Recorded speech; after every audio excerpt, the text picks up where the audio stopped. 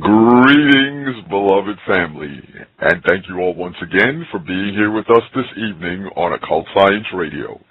I am Curtis Davis, aka the Illuminated One, and tonight we have another brother in the house who can be classified as illuminated as well. This brother was on the show about 3 years ago. And he claims, this very good friend of mine, and he claims back then that he wasn't ready. Could have fooled me, okay, because the information he shared with us that evening left the listeners buzzing for quite some time. And tonight we are in for a powerful, powerful show. This is a show that I know is going to get a lot of likes on Facebook, and it's going to get tweeted all over the place. Oh, man, I can't wait.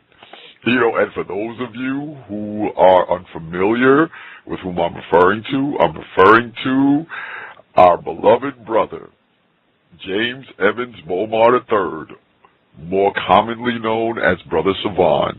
He is the author of the Code to the Matrix and the developer of the Planetary Resistance website.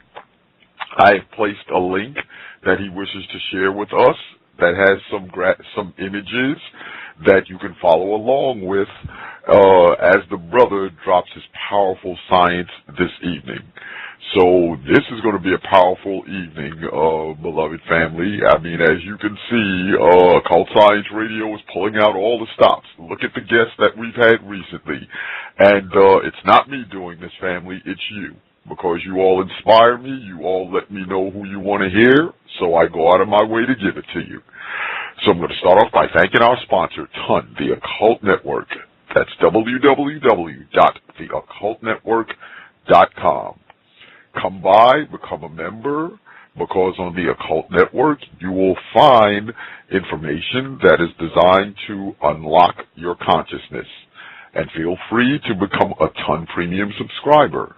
Yes, we have a premium channel, and there you will find some of the most in-depth esoteric content that you won't find anywhere else on the internet, and you're definitely not going to find it in mainstream media.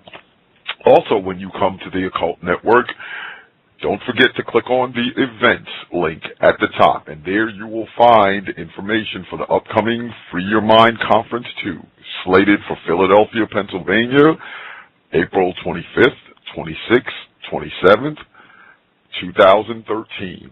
And I am going to be a featured speaker among the many powerful featured speakers that will be there.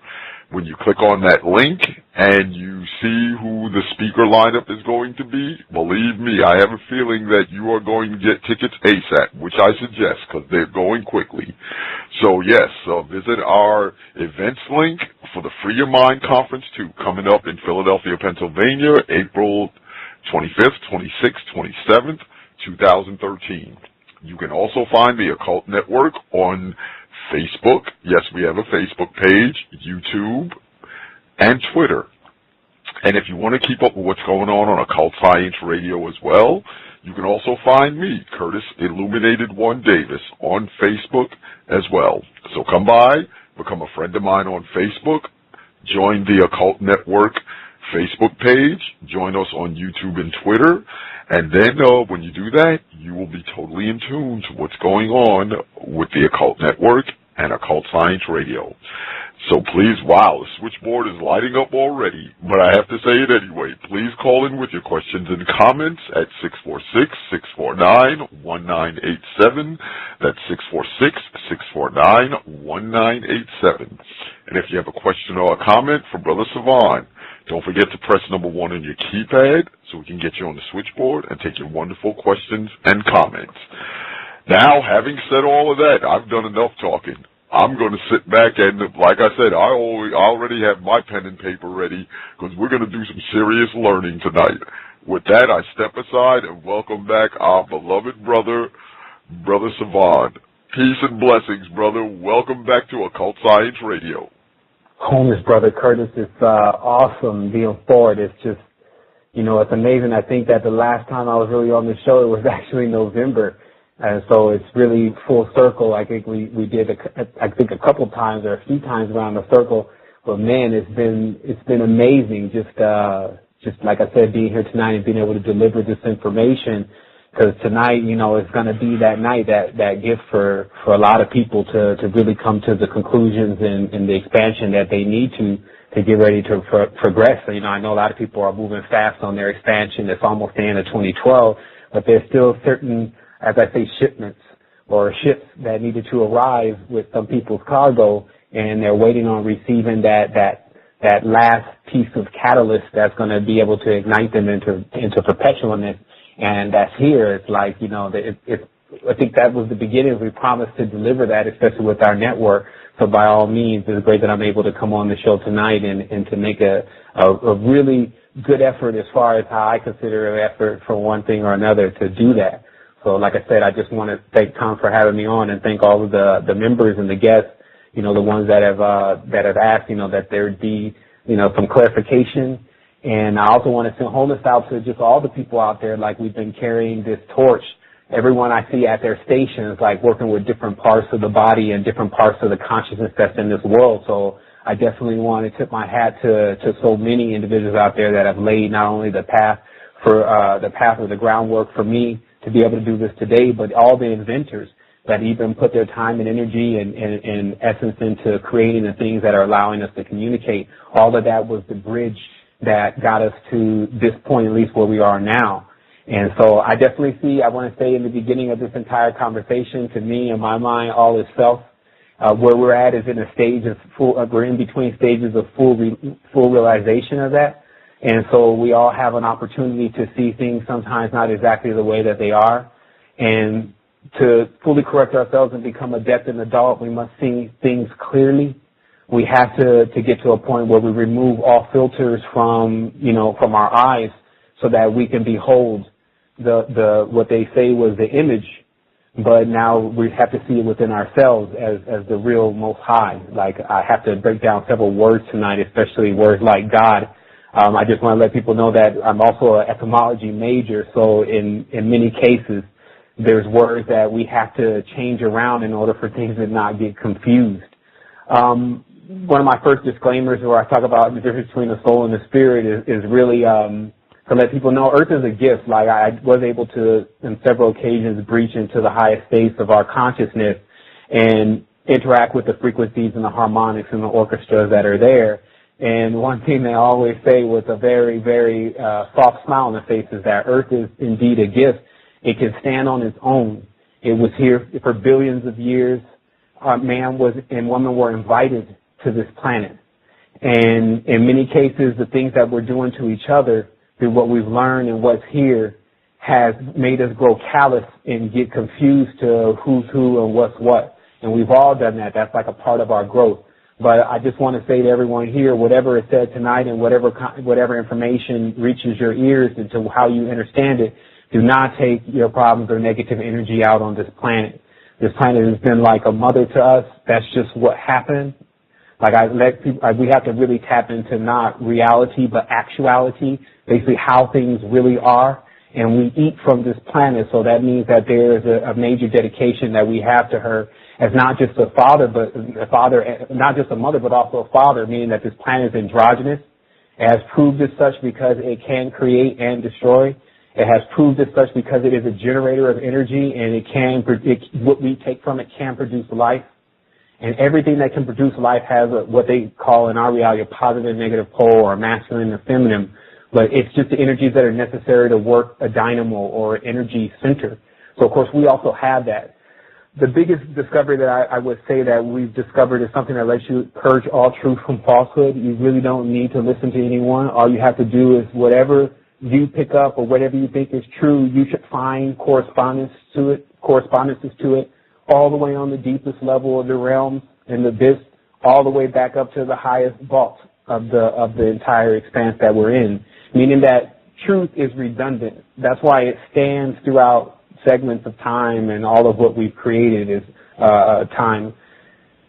But the reality is that if you stand with truth, then you'll exist that long too, which is infinitely.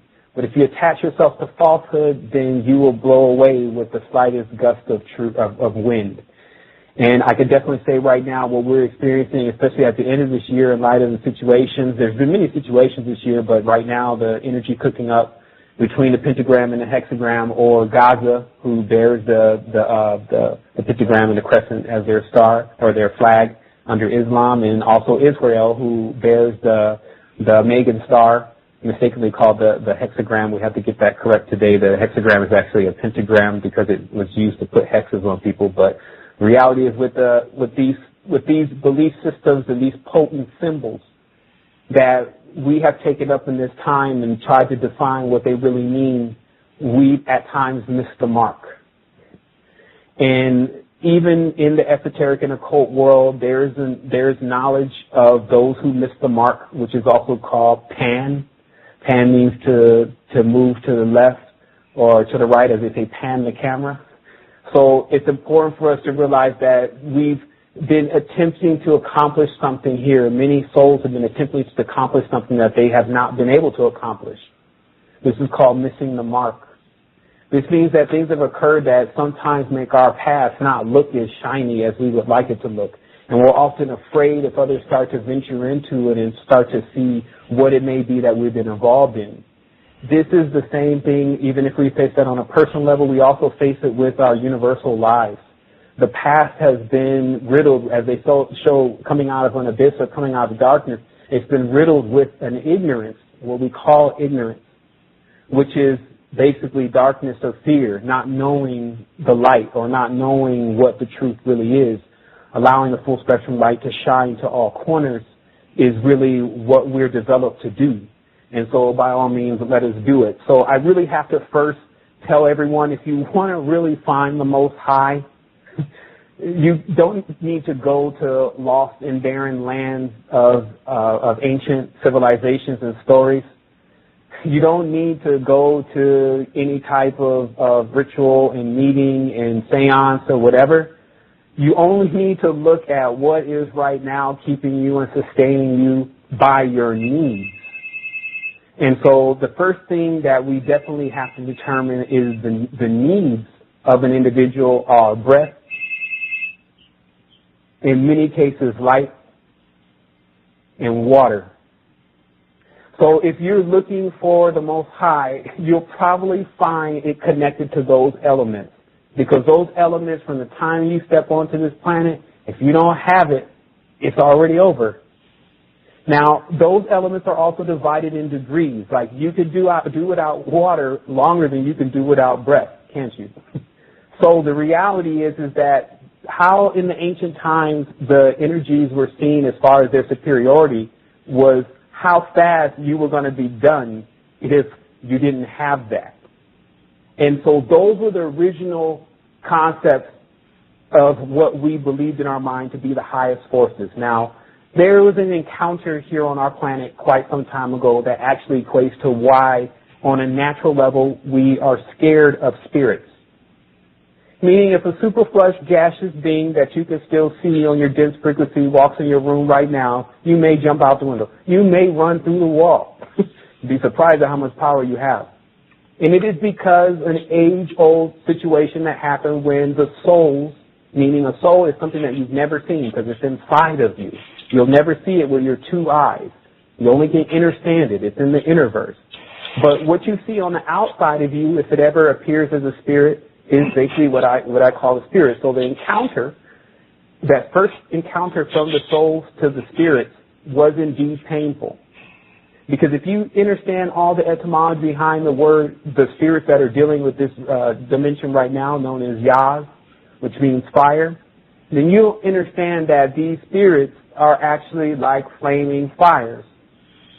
And so now I have to take you into the garden, not by talking to you about some Bible or Tubal Cain book, but showing you just in theory and in mathematics and in science and in even common sense, it'll tell you if you go to your grandmother, then you go to her grandmother, then her grandmother, eventually you'll get back to a small group of people, and maybe eventually you'll get back to actual androgynous beings. It's just mathematics. That's the language of power, by the way. So the mathematics will show you that there was an origination of things. But some people just want to focus on this as far as themselves, but let us think about the trees and many of the animals that existed here and their first arrival here on Earth and where they happen to be. And then that place that we can just call that the garden. So in the garden, they say there was two trees. One, a tree of life, and then the other one, the tree was the knowledge of good and evil. It says, of course, according to these books, that we ate from the knowledge of good and evil. But what I'm showing you is a wrapped up mystery. The mystery is when you begin to do anything with concepts of good and evil, meaning you think in your mind that you need to find what's good and what's evil, you've entered duality. The secondary stories on why it's been done and what you think is good and what you think is bad is the after effects. But you've entered duality when you say you want to know what exactly is good and evil. So from there, we have to understand that the first breaking of our DNA, which was whole, began to occur when we wanted to know what was good and what was evil. Now, there are several symbols that are used in connection to what occurred next. In modern times, one of those symbols is an apple. Now, in occult literature, if you go and look at the books that are $40,000, $50,000, you'll find that the apple itself is an occult symbol for a pentagram. And the reason is when you cut an apple down the center, there's 5 seeds in there. So in the occult world, the pentagram is actually the apple. Now, it just so happens that if you're seeing certain symbols around the reality a lot, as a Time Lord, time traveler, or whatever these people keep saying they are, you would need to ask yourself, why do these certain symbols keep occurring? Why do you keep seeing pentagrams? Why do you keep seeing hexagrams? And what do they mean? Even if I was just to arrive to this planet, I would ask myself that question at a certain point because I would see it as a mark or a brand or a symbol everywhere, on the flags, on the clothes. Now, it's interesting because in history, especially to the American culture, when the origins of the pentagram is explained in school, it's said that a lady invented this flag, this star, but first she drew it with 4 points. And then, the government invented the flag and drew it with 4 points. But when this lady saw it, she drew it with 5 points, and then the government said, oh, that looks a lot better. And then from that point, they adopted this as the 5-pointed star on the flag. This is a story that they're given for the origins of a symbol that has been used since ancient times. So it means that obviously they're trying to hide something. So when you break down the mathematics, which we're not going to get too much into, but just to understand it directly, the pentagram is related to the art we know as Phi. Phi is an ancient Chinese tradition based upon combustion, meaning that just as you see with paper, rock, scissors, or fire beats water, and then water beats fire, and then wood beats water, and that same system of combustion or conflict is an ancient symbol, also known as the R sign, also known as the Ood sign, also known as the corner, but what we call today the pentagram. Now, this symbol is one of the most occult symbols across not only into this planetary system, but even across this immediate solar system, that the pentagram holds sway over multiple entities in this solar system. And the reason is because it is actually a 2-dimensional imprint of a circle with straight lines, basically. And so to make this simple, each corner of the pentagram has 72 degrees. When you take 72 degrees and you times it by 5, you get 360 degrees. This means somehow a symbol that contains straight lines is somehow equivalent to a circle which contains no straight lines.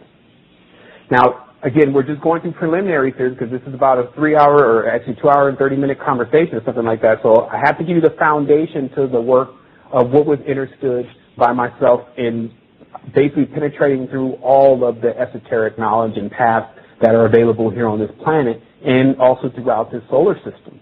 What people think is a lot to say, but really you'll start seeing after a while, there's nothing new under the sun. What's happening is that we're in a cycle or a circle or a spiral, continuously repeating the same things that are not getting us anywhere. I'm going to switch from the pentagram just a little bit here. Now you understand it's 72 degrees times 5. And talk about, 72 degrees times 5. And talk about the body. What the body is. Now, of course, the body is calculated in the mathematics of 5. If you want to find this mathematics, you look at your finger. From the fingertip to the next segment of your finger, all the way down to the next segment of your finger is built and constructed a certain way. It's the same reason why the distance from the bottom of your palm into the corner or elbow of your hand is exactly the same size as your foot. Now, this type of mathematics, or this type of building, is known as phi. So, when you see a pentagram, in general, in the old times, it meant that someone was familiar with a level of building, a way of building certain things on Earth, because there's many things like conch shells and how the ocean moves. There's many things that operate on this level and structure of energy. So before the symbol ever became debased by who I call the counterfeiters, they're not originators, they're evolvers. Before the symbols became debased, you saw those symbols in nature. And that's one of the pictures that is sourced in that link that was sourced earlier with the pictures. It shows you all the geometry in nature is then taken from nature and then made and utilized by these occult networks and occult organizations that are all throughout the world, Illuminati, whatever you want to call them. But there's one difference. They're using straight lines. Nature never, if you see all of the symbols that it has, which is pentagrams, what we call the pentagram, what we call the square, and all these symbols are in nature, but they have round corners. So in my studies, I started to realize that the biggest thing to start to differentiate between was whether you were dealing with a counterfeiter, meaning an individual like what they call a Lucifer or a Sataniel or whatever name they want to give it, of whoever says that they're God, basically, a counterfeiter or the originator. Now, by the end of this conversation, people will realize that they are the originators. What's happening to you is your ladder, or 94% of your DNA, which is your ladder, the holiest of holies as it's called, is broken. And because of that, you are not able to interact with the wavelengths that are equating to you having fully corrected DNA. This would give you the total realization that you are the Most High. You will be in a totally interconnected network, a symphony of perfection in itself. Perpetual, basically. Infinite energy, no sleep, like the sun.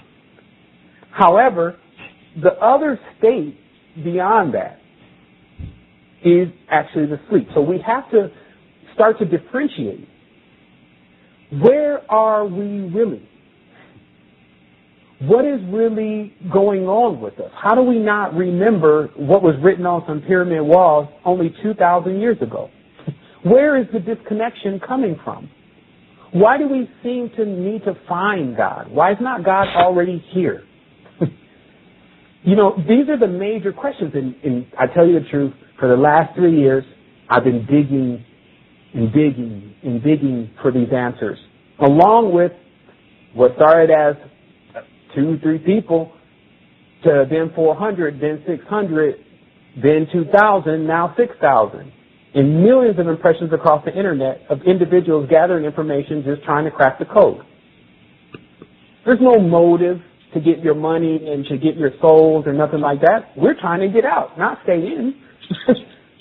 It's very clear after a while that if whatever is being done and how it's being done is probably the situation or the problem. So for you to start doing it will probably put you into becoming the problem. So this is why we search for originality. We search for information that was not known by everyone and just wasn't easily accepted. But we had something that allowed us to purge truth from falsehood, as I spoke earlier about, which is anything that is really the truth, you'll find it in multiple places, all the way above, all the way to the bottom, if you have something to be able to see it. So with just the understanding or understanding, let's say, that the body is 5, you now need to understand how the body is actually constructed. Inside of the body, they have centers known as chakras. I'm not going to get into a long chakra conversation because I'm sure everyone on this line is familiar with chakras.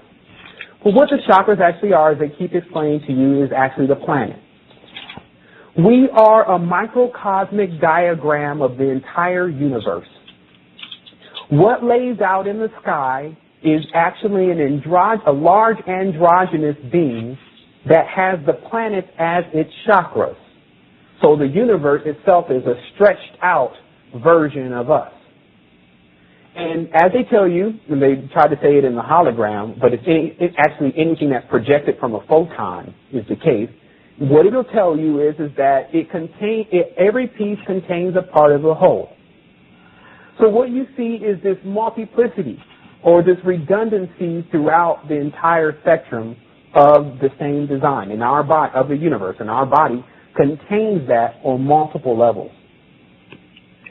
So what has occurred now is that each eye in our body, each chakra, which is indeed an eye or portal, is governed based upon the frequency of the knowledge, the symbols, etc., that we have taken in or ingested into our consciousness as a part of us.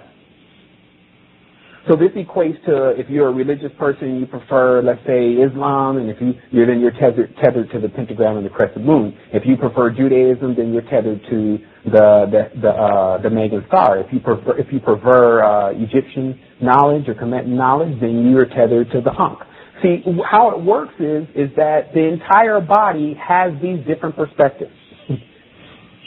But you must now today understand how to be king over or master or lord over your body to put these planets back into balance. Meaning that, of course, if one of the planets or chakras in your body is getting more of the energy, getting more of the respect, you're occultating under that particular planet, it's going to grow stronger than the other ones that are getting neglected. And then it's going to start raising itself up over them. Some people, of course, have a very active root chakra. So it has raised itself up over all the other chakras in the body and is pulling most of the power from them. So what's happened also is that because each of these chakras are an eye, once you turn it on, you only see things according to how far that chakra can really see. So this was the mystery that the Hindus and many of the ancient teachers already knew, is that the ones who had only root chakras open, first of all, could not even see the future. What they saw was the past. The second thing is that the idealism and the things that they thought to be the highest would really be the lowest, meaning their thoughts would be the base. Because if you didn't really understand how to cycle your energy and also to go into the higher chakras and tap into that level of consciousness, then sometimes you can mistake that everything that you're dealing with on the planet, or on the universe, is what is just going on one planet in your consciousness. Now, it's no mistake at all that we're here. I'll tell you the truth, there's a lot of knowledge that's being passed around that says these aliens created us. If you really look at the image in the drawings, what you'll see is that all they did was hybridize or tamper with what was also known as a tree, our lineage, our DNA. And in tampering with it, they broke it. So they're not originators, they're evolvers. You have to know the difference. What they're saying the Anunnaki birdmen did, which are really actually dogmen, Anu is still a dog. The cult is with Cain. Cain is from Canaan. These covenants is what we really have to look into, not to skip the subject here, but it is the subject. If we want to understand everything that's going on, we have to open up the covenants. We have to open up the arcs or the archives, and we have to see the symbolism that are on the arcs and the archives that will tell us all the information about all the pacts and all the different covenants that have been made with our planet. And one of those covenants is the covenant between the dog Sirius, Big Five. Also the other side of Venus. Like, what's happening to us today is that when we access this knowledge and information, we can't even feel what it means, let alone to be able to comprehend it and to position oneself properly so that they can withstand the gravitational pull of a frequency. when we choose to tap into these energies, even when it's just in our studies, we have to realize that at that point there has been a line of communication established between you and a consciousness that already exists. So what happens is when we're not reading the fine print, meaning when we're not reading all of the rest of what comes with the agreement, and we choose to be on one side or one another, then at times this leads to also blindness. So understand now that closed eyes or closed chakras are associated with blindness. When all of the chakras open, then you see things as they really are. They all start to compress on each other. How this manifests in this reality is many of the belief systems, teachings, religions, and structures all come from the same source. If you didn't notice the hierarchy, then you must have had your eyes closed, meaning that when you really pull the knowledge of, let's say, Voodoo and Yoruba, you find that Europe was even named after Yoruba. The heart is a V. Those symbols belong to Venus. When you study into these structures, you actually begin to see that all of this knowledge that we have that's around us is coming from systems that have been running for a prolonged period of time. And then when we come to this planet, into this level of realization, if we choose to go ahead and just jump right into something that we don't even really understand completely, we're still seeing it as black and white. Basically like black and white, that you're still seeing in black and white, and these folks are using millions of colors, then you can miss the full spectrum of what exactly is taking place here. So let's just get right into this. Now, how this really worked is that the only thing that has ever been important on this planet up until this point has been fertility. There is such a deep connection in this planet and fertility that it makes up exactly why you're here. So the knowledge that we're really talking about stems really deeply into the sexual nature of our reality. Now, I'll say it now just so I can present the solution before we start presenting the problem, that the full state of where we were was we can inside bring ourselves to an orgasm. There needed to be nothing that we saw externally. We were so much in love with ourselves, basically, that we could create a perpetual energy within ourselves.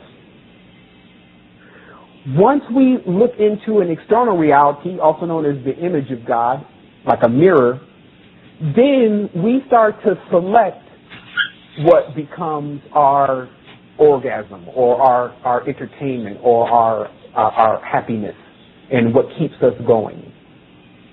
When you do that too much, you actually begin to be stuck in an external world. So let's get very clear. Our original state as an androgynous being in the Innerverse is we can keep a perpetual dynamo or sun or your own light basically running because you are in full emancipation with yourself.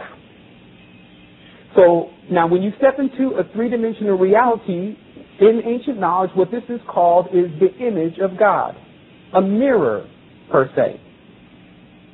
So of course, because you see so many different things, you see flowers, you see mountains, you see rain, you see all these different things, obviously you're seeing God in his divided state. This God is known as Dios, or Deus, or Zeus. And this is also the secret to the peace sign, which it says is the satanic movement. But to understand it, it's duality. You'll see this dual symbolism everywhere, by the way, red versus blue. So the reality here is that even the gods that were praised in this dimension after the knowledge began to be degraded, especially, were dualistic gods. There was a fight going on all the time. This fight also corresponds to the fight and the war going on in your body. As you see in the Hindu text, the battlefield of Arunja is actually the battle that you face in your body towards incarnations. So what we have to start seeing is this is what I call a micro-macro vision. You start to be able to associate things that you're seeing in the reality along with things that you're actually experiencing in your body. Another thing that I want to introduce right away right now is the solution to the entire thing. I'm totally solution driven, but we'll definitely get into some deep stuff as this conversation goes. But I want to introduce these solutions. It's so simple. You're a wheel. The auric field and everything else moves in a circulatory motion like a dynamo. Now, if anyone here on this line has ever drove a really fast car with a warped wheel or a warped wheel, then you can bear witness to exactly what takes place when anything that is in a 360-degree motion or circular motion starts to become unbalanced. What occurs? Vibration, bad cornering, loss of gas mileage, all sorts of things occur because the wheel is imbalanced. So how does a wheel get back balanced? You go to the tire shop, they run it across that spin thing, and then they put a little piece of lead where it's actually imbalanced. So how would you do that for your aura? Well, the entire field is magnetic. You will study bioenergetics, and you will figure out the point that you're actually unbalanced, and then you will put the proper pole of the small $3 magnet on that area and watch the perfection come into place. It's that simple. Well, and of course, you need an energy field. You definitely don't need to be getting your energy drained. So that's actually at the end of the quest that becomes applicable. When you actually are able to detach from all the things that are draining the energy, so that way when you finally correct the field, then it just powers up. But still understand, again, I'm giving you the solution. It works, the aura itself works like a wheel. A magnet, the misconception is magnet is north and south pole. A magnet is an entry and an exit. Let's do the correct knowledge here. Now, there's an entry point and an exit point, even of this earth. There's an entry and an exit point. Now, depending upon what you need to do, you know whether you need something to be pulled out or you need it to be something to be pushed in or plugged.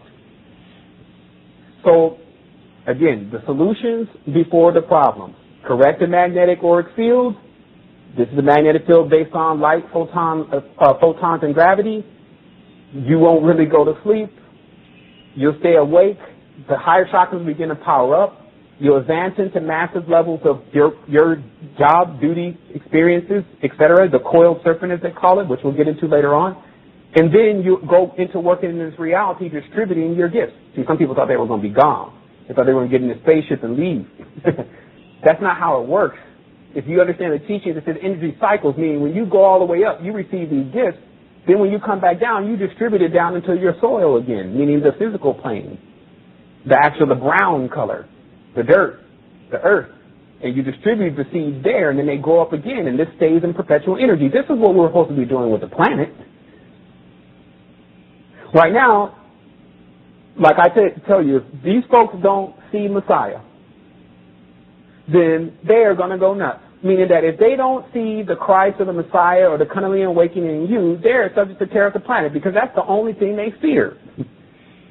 What's happening is that all of who you are is coiled up in the base of your spine. That's why it's referred to a coiled serpent. It's really like they talk about the Akashic records. What it really is your coiled up disc. Everyone wants to figure out where they are, or who they are, etc. Right? Can you take me through a past life regression? Can you tell me what I am and by my zodiac? It's actually, no, your information is inside of you, coiled up in the base of your spine. And because you've been running from who you are, it doesn't come out.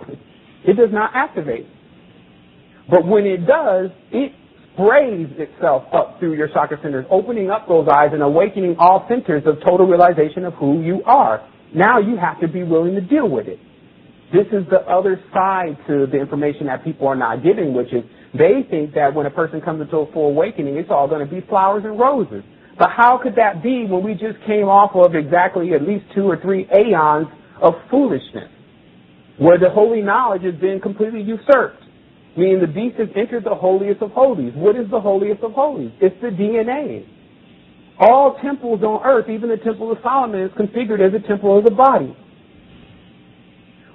Baalbek was configured as a temple of the body. This is because there's a redundant knowledge, it's like the Pythagoras will hold up the phi sign, that everything here has a phi-based relationship to it. And if you make one or inscribe one or find a symbol that corresponds with one, it can harness the power that is here. Now, of course, this leads to, because some people are already asking, well, what happened? What went wrong? Well, the ultimate power is also the ultimate weapon. Meaning that the ultimate thing that can emancipate the entire universe can also destroy the entire universe. That's how it's always been. The two have never been separated from each other. What's happening is the welder. Meaning, now let me give you the secret behind the name God. God is, there's no, first of all, to understand the name, God is Yod. The Hebrew word Yod, Y-O-D. Because in Hebrew, a G is a Y. In English, a G is a Y, is a I, is a J. All of those letters are synonymous with each other. So we find God as really Yod. What is Yod? Yod is 10. This is what they tell you. This is what the numeric equivalent is, 10. It means a dual component because there's a 1 and somebody was foolish enough to even write a 0. How could you write something that doesn't even exist? So what you're dealing with is a counterfeit God. That's why Yod means hand. It means like we use to do everything we need to do in this world to create form and fashion, we have to use our hand.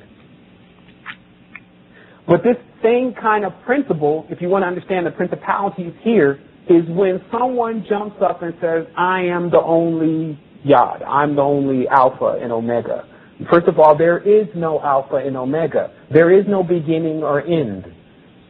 Like the next level of knowledge for all of humanity is to understand that you can't actually find where any of this began. That's why it always remains as something that we have a hard time comprehending. Our minds must now grow into the minds of our parents, sometimes called the ancestors, which is they don't know a beginning or an end. That's what keeps them vast. That's what keeps them having the ability to allow so many different things to multiply and to grow and to fertilize, etc., while still not running out of room. Now, because it feels like we're running out of room in the physical reality, we tap into another space known as inner space, which is vast, meaning that the depth of who we are is where we'll find the greatest ability to expand, not in the limitations of this three-dimensional world, which we're still unpacking. Everything that is here in this world came from our mind. They ask this question, what came first, the chicken or the egg? The idea. In the physical reality, everything that you see here was something that we bought here, some way or another. But there's still things that are yet to arrive. This is what we should understand. Like when somebody creates a new song, nobody in the world has supposedly heard that song before. Where did it come from? It came from that person's mind. So what else is in these minds? Now notice how the word mind is synonymous with a place where you go and find jewels and gold. You got to dig deep in the mind. So where do you think you're going to find the jewels and the gold of who you really are? You're going to have to get deep. And to me, I started realizing that deepness, that depth was actually corresponded with our legs. And that our body as being configured as this universal map, and you even have there's diagrams for this that have already been put together in the deep Eastern teachings, but the legs of the body correspond to the netherworld. What they call the netherworld does all the work for the higher planes. The higher plane rides on the netherworld as if the netherworld is some type of chariot. They like to call this Jacob and Boaz. So all the initiations are just rolled up under that. What happens is that this plane, or what they call Malkuth, until we switch it to what it really could be, becomes basically God's, as they call it, or Yod's footstool. And what happens is with our body, as you see with the legs are dual. One is constantly trying to walk out in front of the other. We call that walking. So what happens is that if you don't know how to identify how the levels of the body were put together, you end up lost in the universe because the body is the universe. So what we'll see is that this lower level of our body, which corresponds to the netherworld, was also Lower Egypt. Now, I was corrected, especially in the beginning, but it was like, yo, you're calling Lower Egypt because you're not understanding how the Nile flows. But Lower Egypt is not Nubia, brother. Lower Egypt is up there where the Elizabethans were. Like that's Lower Egypt, and the other Egypt is, down there in Nubia before it was split up after the Kushite king lost his throne. So, need to get it cleared up. So I said, okay, well, let me look into it.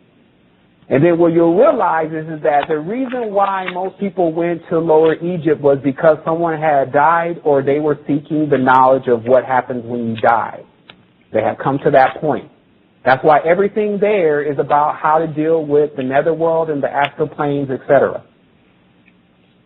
So what we find when we go into this is we find that the netherworld is still corresponding to a deep level of subconsciousness, very similar to sleep.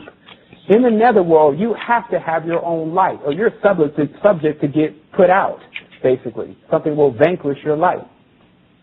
So how this plays out in the physical reality for us is that many people that were so fascinated with the depth of the netherworld decided that they would actually spread that netherworld over the entire world.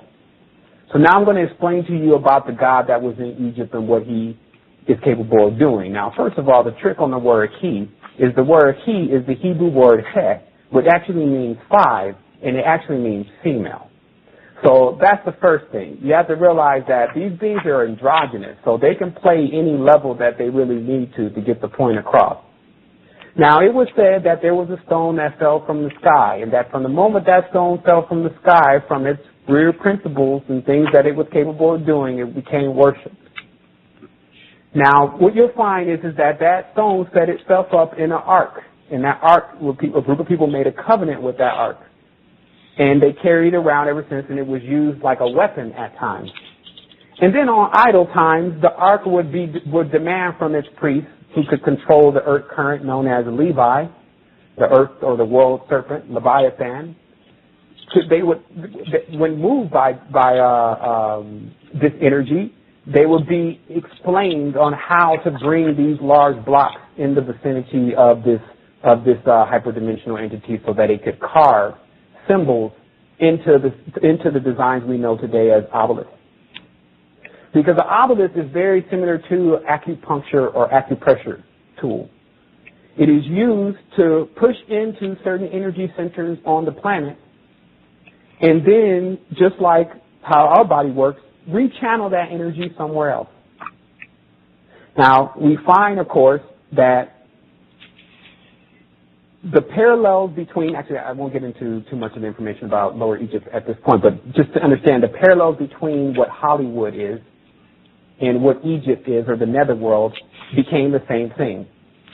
And that many of the obelisks, pretty much all of them that were carved, were removed from Egypt as they are Lower Egypt as they are now, and then placed in mainly 7 countries of the world on their ley lines. And that pinning of the Earth's energy is what's been putting it under the dominion of sleep in the netherworld, meaning that it's a simple concept. If you can find out on Earth what corresponds to the netherworld, you take things there, consecrate them, then you take them and spread them out and put them right into the energies of the Earth, then the Earth falls asleep. You see, the knowledge itself is actually contained within our body. So just like the old Ayurvedic doctors, they learned what trees could really heal us based on when they would take the tree, they were so in touch with their body, they could feel where the tree and everything would go. So they knew what was going to heal the heart and what was going to do different things. So this is not knowledge that the first people on this planet did not already possess. However, once again, to take us into the garden, you see that there is something clearly going on where there's other spirits here that seem to convince man and woman to do things that they have no business doing. They keep prolonging their life and stay here in misery. So it obviously would have to be another miserable being to do such things. It has to be a frequency to correspond to that. And if we see the earth in pain today, we can see that obviously there is some type of malevolent force. This is a thing that has to be accepted. There's some type of malevolent force, but it is in a hierarchy, I'll tell you. It functions as a unit. It can really be tracked down and identified, and then once you do that, you not only can remove people from it, but you can also keep yourself from being dragged into it. Now, I do have to find some level of anchor point here. The only situation that's been happening is lately I've been explaining so many things through images or pictures. I've, kind of lost the ability to be able to just talk about things that I can't exactly show people, because now it gets so deep in knowledge. If you don't show a person a picture of what you're talking about, they like, okay, I can't even follow you on that. I can't even see how that would actually work. But then when you take them all the way through it, then they say, okay, I see exactly how it is. And, of course, that's the link that I source today. I'm not even sure, as I told Curtis, that I'm going to be referring to that because I'm not sure how many of the listeners actually have access to their internet connections and not just calling in on the line. But I'm sure anyone that called through Skype has internet connection. But again, I just don't really want to talk today as if those images are actually there, but they're very important. So when you do get a chance, look through the images that I sourced on that link so that you can also put it all together. Because everything is there of what you need to understand about it. Now, again, finding some type of anchor point, you have to realize that, again, this malevolent force that is moving throughout the earth really functions on one basic principle, and of course it's always divide and conquer. And because the symbol of division or combustion or conflict and quarreling, which actually does create an energy, is still rolled under one symbol known as the pentagram, then you can start to trace down who exactly is really involved in the greatest levels of confusion. Now, the only reason why you would need to do, again, such things is to make sure that you're not in the way of the conflicts and the confusions that are going on right now in this world today. Because here's one of the basic things that you'll understand about the symbolism. Just like the pentagram or the pentagon or whatever, you'll find it in flowers. Now, the hexagram you'll find in water crystals and you'll find in light, meaning that none of these symbols really belong to these organizations. What they belong to is the creators and originators of the universe. Now, it's obvious that the creators of the universe are not carrying on like these people are carrying on. The creators of the universe have put certain things into play and are going to let it play out. So one thing about all of the stories that I've noticed that have been written about New Age prophecies and old-time prophecies is that this story always ends with, quote-unquote, good triumphing over evil, meaning that people actually get to a point where they figure this out and start to expand based on the knowledge and the clarification of the knowledge. But what happens is if our symbols have been hijacked by none other than the force that is still trying to pull us down, keep us here, harness our energy, harvest our energy, etc., then we become extremely confused. So now, if a person again sees a pentagram, you should understand that pentagram connects to 5, and basically everything related to 5. And 5 is related to fighting and combustion. And when you see a hexagram, you should understand that that is about a connection. As some people call it more clearly, a sexagram, because there's a connection when one triangle enters another triangle. This means that two spirits are coming into connection. If it's taken on an external level, then it means two physical beings are coming into connection. So, again, when you see other individuals around the dimension utilizing these symbols, you always have to snap into understanding exactly what they mean. Like, you can't go into thinking, you can't go into their interpretation of the symbolism. So, to pull apart the symbolism, what you'll find is that the real tree on this planet is actually the DNA. The tree itself is also known as a ladder. And that means that when you're capable of climbing or activating your DNA fully, then you can climb up your DNA or climb up your level of consciousness. But what has occurred before then in order to break down that has been basically information, knowledge of good and evil, all these different systems, belief systems and structures, all the different things that we've filled our mind with that have actually not been getting us right to the control point of what has taken place. And so what that causes is time. It causes excessive amount of time to be wasted, and then we've been sitting here in time. So now let's talk about how to expand and get out of time. So here's the first level of this. So let me change gears here. All the religions that you see here in the world right now are actually under a system that is known as the Kabbalah. Many people are familiar with the Kabbalah, but to make it very simple, that there was an original language that was spoken here on the planet. Because there is already a knowledge, especially by those who call themselves adept, that before anything is created, it is on the physical plane, it is created first in the spiritual plane. This is called inception. When something is born into the physical plane, it's called conception. So man's womb, which many people are unaware that man has, incepts. It creates other beings in the astral plane. Woman's womb concepts. It creates vehicles for those beings to come into. So what Kaaba is actually a word that means the intersecting of flesh and spirit. So to make it simple. Now, the divisions of the Kabbalah, as it's called, are the traits of what this being that is attempting to be or going to be created has. Whether it's going to be a cow, whether it's going to be an ox, whether it's going to be this size, whether it's going to be that size, whether it's going to have a smooth temperament, whether it's going to be rough. The same thing with humans, whether it's going to be short, tall, black, white. All of this is actually on the DNA string, like dip switches. So, again, to interpret what Kabbalah and original Kabbalah is man and woman's attempt to write down and bring out symbols and drawings that relate to how life was created. And even bring the tones and the vibrations that actually create life so that we can also be creators.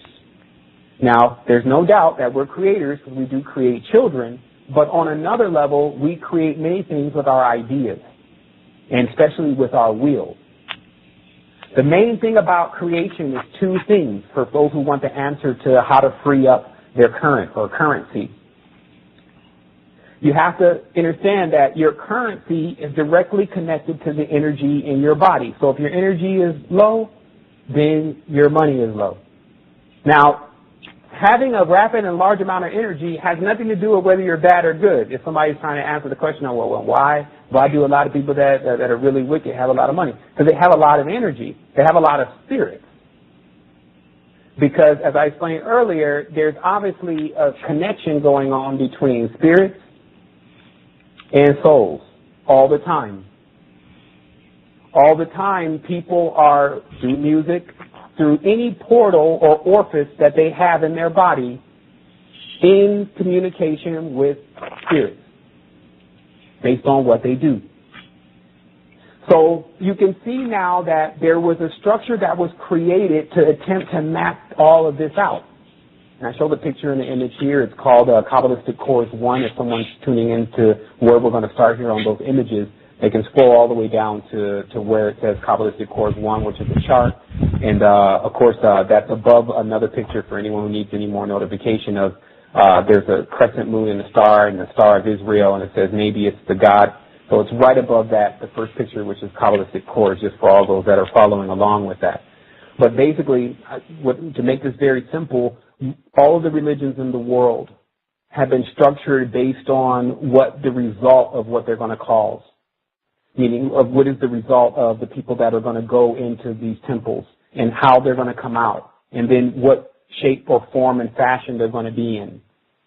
Meaning, if you notice with the, and I probably need to get a little water here in a moment, but if you notice with all the temples on earth that are real temples, they've been constructed to be based on the geometric relationship to our bodies. The external temples. So when a person goes into an external temple that is configured generally as a hexagram and a pentagram, and they go into this building, and then they open themselves up to receive, as they call it, let me receive the spirits. Let me bind myself or oath myself or agree or let me pray. What happens at that point is the individual comes in communication or communion with these entities. And then that changes their DNA. So if you've been wondering, it's not done on a cold floor in a UFO. The DNA manipulation has been going on in all of our intake. What we eat, the information we put in, and our spiritual contact. So people often leave out the spiritual contact, but the mind, the body, our vehicle is set up as a mind, body, and a soul. So, of course, in the mind, it's the information.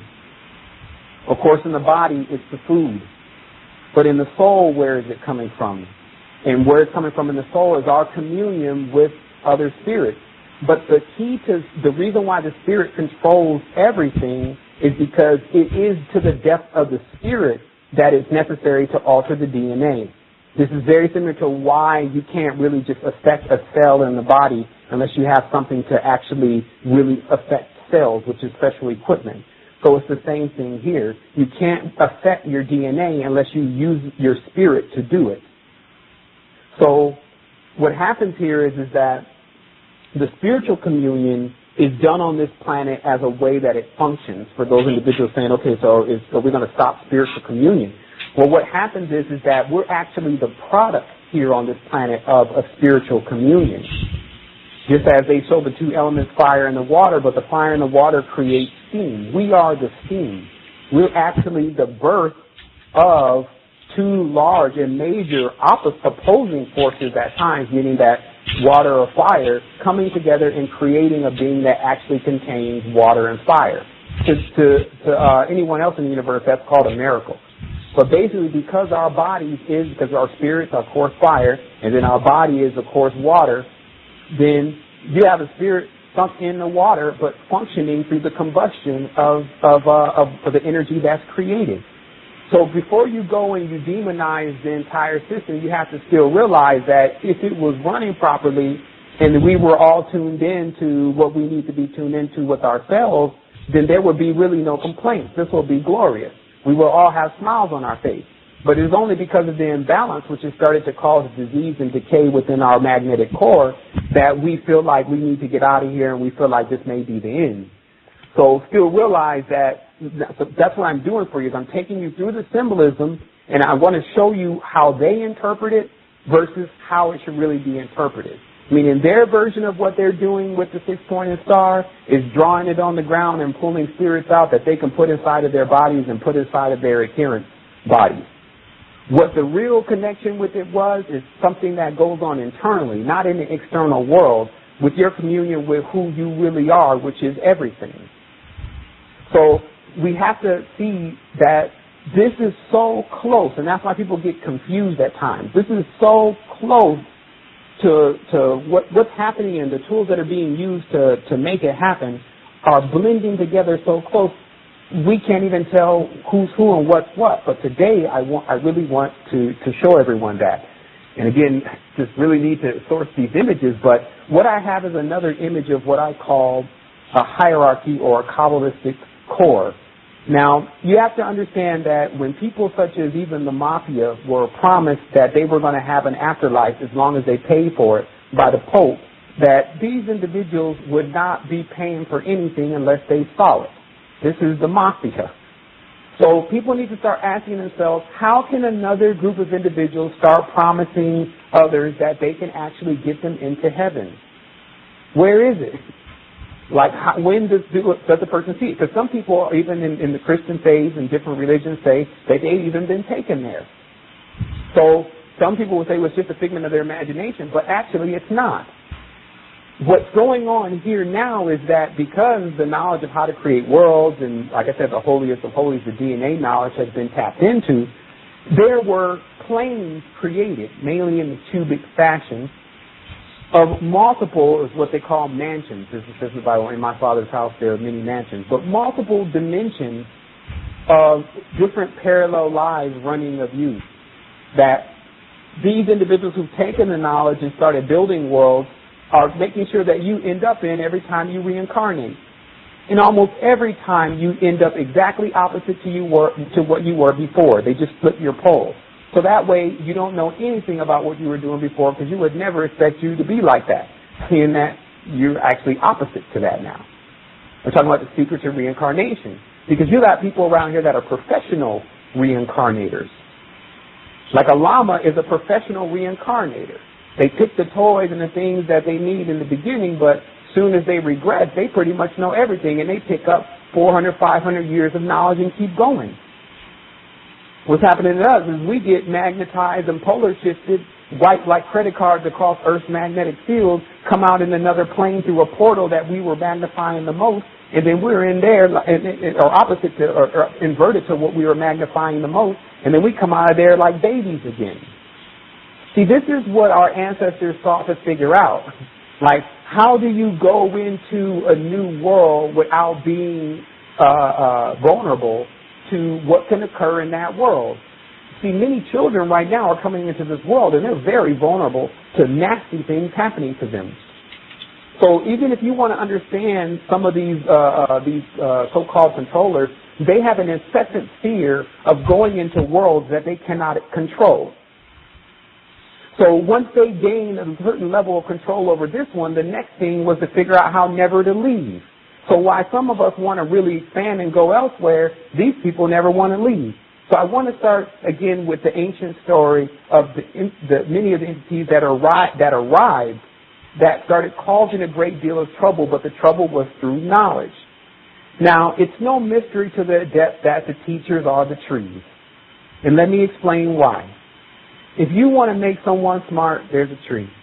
If you want to make someone really strong, there's a tree. If you want to make someone fall in love, there's a tree. And I'm not talking about magic. I'm talking about there are trees, even if you want to make a person look young, you can pull the extract right out of the tree and give the person the tree, and they'll start looking young again. Now, this was known as the tree, the knowledge from the giants, what they call a fallen one when they chop the tree down. But the reality is that the ancestors, in preliminary phases, after they came out of slime, which is more closer to the real generative principles like the seminal fluids, etc., once coming out of the slime really were in the trees and the garden. This is why there is no initiation and ritual that there's not a tree consecrated to it. In every degree of even masonry, there's a specific tree that brings you through that initiation. Because there are elements within that tree that actually equal the next stage that you're about to enter into. The unfortunate part is just like baby, there's ivy, which is a symbol of trident or a fleur-de-lis or a bee. Brother, we're starting to get some static on your end. Okay, let me do this first. I heard earlier there may have been static in this unit here when I was all right back in, so let me just go ahead and call it all right back in, but I think that's a way to fix it. All right, go ahead, brother. And while you're calling back in, we will take a quick pause. And excellent.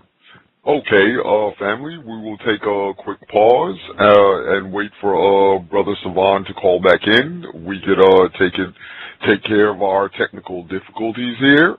So just sit tight, beloved family, and we will be right back. And we are back, family, and tonight we have with us Brother Sevan. Had to give Brother a chance to clear up our technical difficulties here, but we are back. Brother Sevan, are you with us? Yes, I'm here. I was able to definitely get myself together over here. Excellent. So please, brother, feel free to continue with this tremendous lecture. Okay, definitely. I think that, within the conversation, I've been kind of everywhere, so I would hope to get this more cohesive for everyone within this next hour. So, by all means, let us go into this. I just want to, again, to let everyone know, to go through Earth's history is quite difficult because it's expansive within itself. So I generally like to just brush on the key points of things that occurred that really began to alter or change the path that we're going on. But if you yourself personally want to follow Earth's history, then you can always follow it through its currency. And this is the amazing fact, but if you follow what we used as money through different periods of time, then you'll understand what man and woman were worshiping as God. And like I said, there's an artificial level to our reality when it's externalized, especially extremely externalized like we're dealing with now. And so what happens is that if you notice in the beginning, the symbol of the cow and the horns was actually one of the first symbols that was connected to what we call money today. And the reason for that is of course, you had to trade, how many cows and how many oxen you had, which are actually called aurochs. How many of them you had determined whether you got the house you want or whether you got the girl you want or whatever your pursuit was. So you have to see that the first currency was hidden under the symbol of a bull, and the bull or horns, because that symbolism also was related to the moon, and the moon and the cows connected together had everything to do with fertility because the moon was kicking off a great deal of magnetic energy, which it even does today, and that grows everything, okay? So you have to see how the ancient people tied in the horns and the bulls to fertility only, not to all of the degradation of what has been taken into now. I'm just going to take you through history, through currencies, so you can see how the first part of the symbolism has to do with a great level of our reproduction, expansion, our food, our necessities, etc. And then when the twisted mind takes it, it then becomes the God, and then it becomes it needs to be sacrificed to, and then it becomes the devil.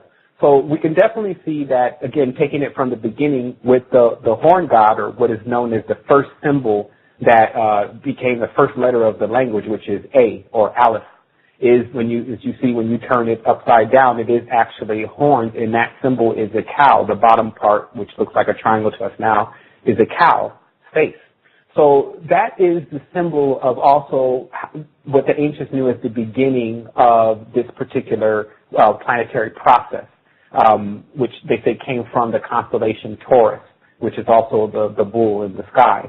So you have to understand that the ancient symbolism would always zoomorphi everything that they were experiencing, because there was an animal correspondence to what they were experiencing here on Earth. It was only until generations and generations later, when someone else attempted to interpret that symbolism and especially claim that symbolism for their own, that it started becoming misinterpreted. So the other thing that with this horn symbolism was also the symbol of the king. That, believe it or not, that the word Moloch, which is actually MLK or MLCH, actually relates to why that Martin Luther was the king. And that why in Ethiopia there is the king, whose also acronym is MLK, that's King Melech or Menelik, who was also known as the king and went under the symbol of the horns long before the Vikings started doing it themselves. So if you understand that the primordial symbolism is so rich with getting you to understand the story of here on Earth, instead of looking at the back and forth conflicts, look at the money. Because even up until this very point, if you'll notice that if you go into most of the foreign countries now, the money is made out of plastic. You'll now see why we're moving into a plastic age and why plastic is becoming our currency. And why before, at a certain point, especially dealing with the papacy or the Pope, that paper was also another level of currency, because trees, what could be derived from trees, as I explained to you before, like all of these different potions and all of this wood and all of the different things that trees can do, and how malleable trees are, meaning they could be easily manipulated or manipulated in the hands of Yod. And that was the preference. So you can also see how we've gone through stages such as when gold or when iron, shekels, and these kind of currencies were the currency of preference, and how that had to do with us struggling and going through different times. So I found this to be an interesting fact, that if you trace down the currency, then you'll actually find the quote-unquote the God. So now I've pulled over 52,000 pieces of currency in this world today, and started noticing some very odd things, mainly the symbolism, but the geometry that was being used in the minting of these dollar bills. Now, it's also no mystery that there are certain symbols, also called talismans, that hold some kind of what they call magical power or magical sway. And this is because the symbols that are used and the names that are used are, once again, the Kabbalistic evocations of various energies. So it takes an individual to be fully schooled in Kabbalah to put together a proper talisman. But all of the money that is passed and circulated through everyone's hands daily is heavily laden with this kind of work, of talisman work. So where does it come from? Meaning that who is really designing the money, and what does it actually mean? Like, what is this all about? What is the God that they trust? And that, when I started asking that question, I was confronted in much of the symbolism with a bull god.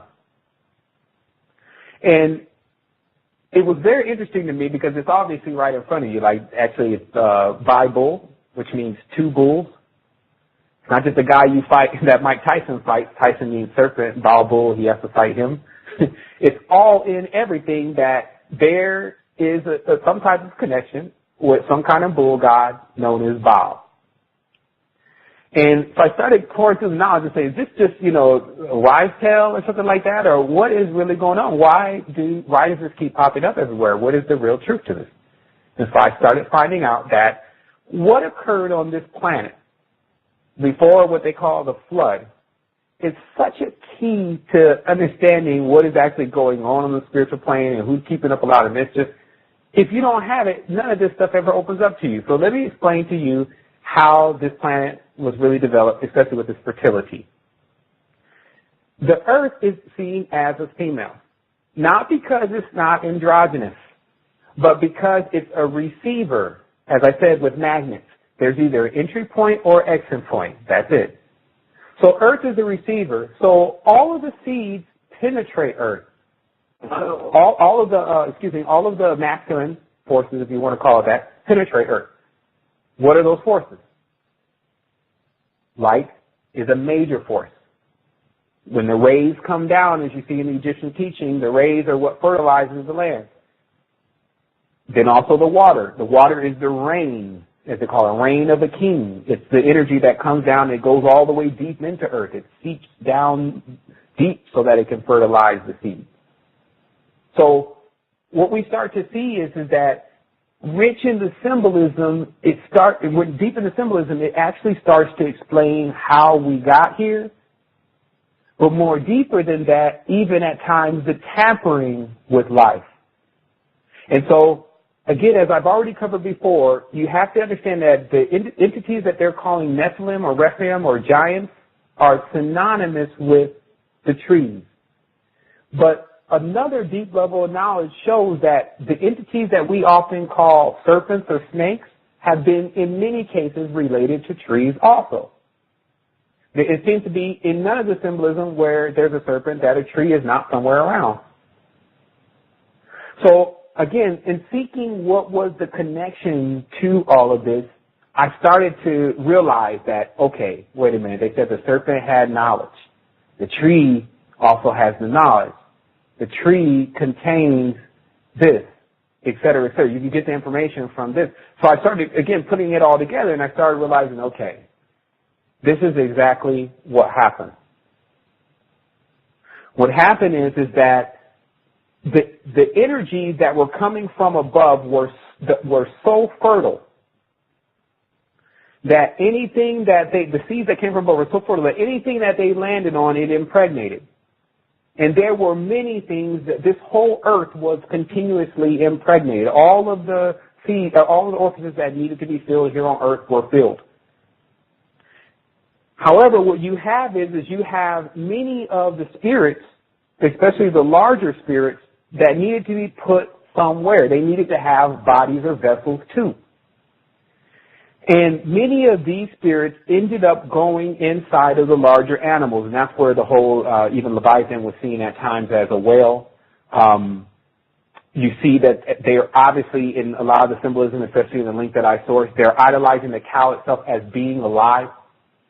But when you go into the ancient knowledge, you'll actually find that there were these part man, part beast, which is what it pretty much says, part man, part beast entities all throughout Earth. And the reason why this had occurred was because the seeds that were originally coming into this planet, as I explained, anything that fell on it fertilized. Now, many of these mixtures, and you can also see it as DNA, many of these mixtures would be like a lion mixed with a snake. Different mixtures, especially once the man comes into play. So what you actually find out is that this was a time where there was, they say, a great upheaval on earth. And there needed to be something done about the situation because the blending of what had been taking place on earth, the entry of the Holy of Holies, the actual fertilization of this planet, which was also seen as the Holy of Holies, was causing a major situation. And so we're now living in a time where we don't see any of those entities on the physical level that used to exist then. But if you understand what the occult is really about, what the spirits that they're actually calling on are those spirits that were in physical bodies then as, let's say, half man, half cow, or half auroch, half man, half serpent, but now only a spirit. And again, this is the 100% reason why a lot of the connections can't be made, because there are things going on that you wouldn't even believe. Unless you understand the geometry, you understand that each animal's eyes is a portal. The configuration of the cat's eyes is because of the covenant that was made with the Egyptians and why they have this huge ark, which is a cat out there with the library underneath, basically, that they talk about. But why they made their covenant with that, why the dog's eyes are circular, why the iguana's eyes are in the geometry that they're in, what the configurations of the portals really are, why the goat's eye is sideways, why your Uranus, the planet, is sideways. I found out that there was a reason why all of these animals are actually here. And it's because these animals are the portals. They are actually the composites of what the body is made out of. The body is the hybridization. These animals now are domesticated. The actual creation of us was only on a soul level. When we took physical form and came into physical bodies, we came into these, some people say we came, some people say we were forced. All it really shows is that we're attracted here. We enter this earth like a light or an eye that we find pleasing. And then the moment that we go through here as spirits and we come into the portal, we come out in 5-based bodies, according to the level and the degree of our spirit. So if you're an intelligent spirit, you come out as one of the apex beings, which is a human. If you're an animalistic spirit, and as they tell you, there's a falling down the ladder, meaning there's more of a collapse in the DNA. If you let them destroy your DNA, they can put you in an animal vessel. You'll be running around like a cat. Some people think that this is maybe funny and not possible, but it's all organics. See, what's happened is that they switched everyone else over to this plastic and this silicone, or as I call it, the silicon, scion or psi, actually something that when you put it in your organic body, then it comes alive. It needs your energy, or it needs you to engage it in order to interact. It interacts perfectly with the carbon-based structure. When they put everyone over to the plastic, they kept using organics. And this is why I have to denote who is they. There is a force here that understands all this knowledge. They understand the light. They understand you can make anything out of photons. That a real person that travels the universe does not have luggage. You're not asking, where can I store my bags? Everything that you need wherever you go, as far as your necessities are concerned, can be generated immediately. It's called spontaneous generation based on necessity. You don't want to have a lot of stuff when you're traveling through the universe. So this also becomes, again, the secret, because we generate photon energy. When we bring in children, we bring in more life. We bring in another sun or another soul. So the sun is not a man. The sun is a dynamo of energy. It has to create a positive and negative pole. Not to mention, why are all words like male, masculine, machismo, and all the other words that supposed to be man begin with ma? But ma is a woman, right? So what's happening with our words? What we're realizing is we're getting confused. We've been confused, actually. It's called Babel. Now, this is the other indication that the entities that you see in these religious books are actually the malevolent ones. And the reason is because even the confusion of our language has created the breaking of our DNA, but it's also a riddle. Because the language is the DNA. They say DNA is information. Information is language. DNA seems to read out just like a language. But actually your language is confused, right? According to this scripture, a God came down and confused your language with another group of gods. It said, let us go down and confuse them. But, of course, 2 books previous to that, it says, I'm not the author of confusion. Sounds like this God's confused. See, people have to see that they've been had. That's the first state of awakening, to tell you the truth. The first thing you say when you awake is, how long have I been asleep? If you don't acknowledge that you're actually asleep, then you're only in another emotional bath with yourself. meaning talking about what you like, what you don't like. You're eating on a tree, sick underneath the tree. Like the reality is that our expansion of who we really are, which I've even experienced on this dimension before, it's something that can be encased here. It's not in the sky. They always want to tell you it's on Saturn, it's on Mars. You need to you need to become Mercurian, Hermetic. It's on the moon, everywhere but here. But all those planets are inside of us, so you can see the gig. The gig is up, basically. They want to point us outside. It's over there. It's over. Come get it. It's from us. It's all inside. Your money, your substance is connected to your energy. You have low energy, you have no money, you have no substance. Now, these people, to get it very clear, because some people want to say, well, how are they mastering? Because they're using spirits. They're binding spirits. But even the deeper part is those spirits are you at times. Meaning that if you're actually working, it doesn't matter why you need to work and all of that. You're working, so you're working for them. That's just what's happening. So what we have to start realizing is not, oh my goodness, I'm not doing that, and then there's denial, but okay, I need to get ready to make a move. I need to see this for what this really is. My time is getting wasted. I need to be figuring out the great arcanum so that I can jump off my body and rebond myself. My entire magnetic field is in decay. I'm sick. I'm not even perpetual anymore. What's up? What's going on? When you start acting like that with yourself, you start becoming Lord over your body. Now, remember, the word religion comes from the root word religare, meaning to bind, to tie down, or to tie back. Religion, it's called. So I'm going to actually explain to you what happens when individuals join or get teachings and knowledge from stars. What happens is that notice how even the most intelligent individuals at times that believe in one particular system, let's say it's Islam, or believe in another system, let's say it's Qualyism, they can't seem to talk too long without giving reverence to their star. Oh, the Illuminati taught me this, or the Mason, this is what I learned at the Masonic Lodge. Yeah, where did they learn it though from? Where did they get it? Are they saying that it's theirs? That's how I believe about everything also here on the earth. Somebody says that it's theirs, come on man, none of this stuff is ours. Nobody can say this is mine. I could cut it out. It doesn't work.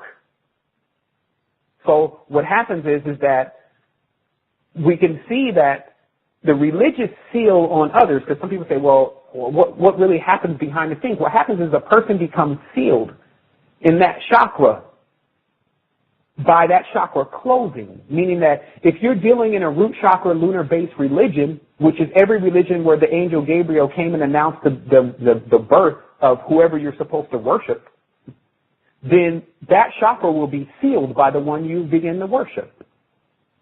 And what is underneath that seal is a hole that looks very similar to the key, but is actually the actual layout geometrically of the essences of who you really are. Not to make it complex, but it's your eye in the shape of your specific eye. And none are the same. But when the seal is over it, your eye is closed and you become veiled. So if you understand now the veiled knowledge, if you understand there's no veil, the veiled knowledge is when somebody's telling you something directly and you can't even see exactly what it means. This means that when you see constant inconsistencies in the religious and the holy book, or it's still running you around in circles and you haven't got any real results, that actually means that you're veiled, you're sealed. So we have to see that this type of behavior is why we've been held back. And I already gave you the solution in the beginning of this conversation, but let me show you how that all comes into play. Now, once again, how the ancient teachings were set up is that our bodies were the temple or the sanctuary, and they were to be kept holy. Now, what holy is really about is about being whole, meaning that there should be no division. It shouldn't be a D. The D is a half of a circle, by the way. That's why all dangerous and devilish words, the demonic stuff or the dumb stuff, always starts with D. It's a half of a circle. It means you're only getting half of the truth. So how your whole system is developed, the holy system, is that you have to understand all of the components or understand all the components that you're made out of. And so that's, of course, what we're going to be going through here on this conversation and have been going through. That, again, to make it clear, before it comes into the flesh, it's a spirit first. So to start dealing with yourself, you have to deal with yourself on a spiritual level. To understand spiritual components, you're getting into the etheric forces. You have to understand that all etheric forces eat ether also, meaning that just like when you're in the physical body, you eat physical things. When your etheric body eats etheric things. So what you feed it, just like what you feed your body, and it doesn't, of course, it eats the essences from crystals. It takes in and cycles that energy. It takes the energy from the sun like a plant. It takes the magnetic energy from the moon. It takes all of these essences and it brings it in and it consumes it. And of course, we have this layover where all the knowledge and information is being interpreted to us by somebody who is saying that the energy belongs to them. Meaning that once you go into deeper levels of energy dynamics with the body, it always ties you into one of these religions where there's supposed to be Sat or supposed to be Jehovah or someone over it. So that's called hacking, by the way. That's when an Eve angel, which means it stands between you and the Most High, is taking the energy or filtering the energy that you're supposed to be receiving. Now, to see it truly for what it is, your organs in your body are like filters. And actually, they are filters, excuse me. And when those filters are dirty, you don't see things clearly. When the chakra is, same thing with the chakra center. When it's powered down and the eye is closed, you don't see through that eye. So you see how you can either work with the body or you can work with the chakra to fix the problem. So this is what I call the mind-body-soul system. There's a way for you, if you cannot overcome a situation that you're dealing with that you know is causing you a problem, especially ailments and diseases, from the body, work on the spirit.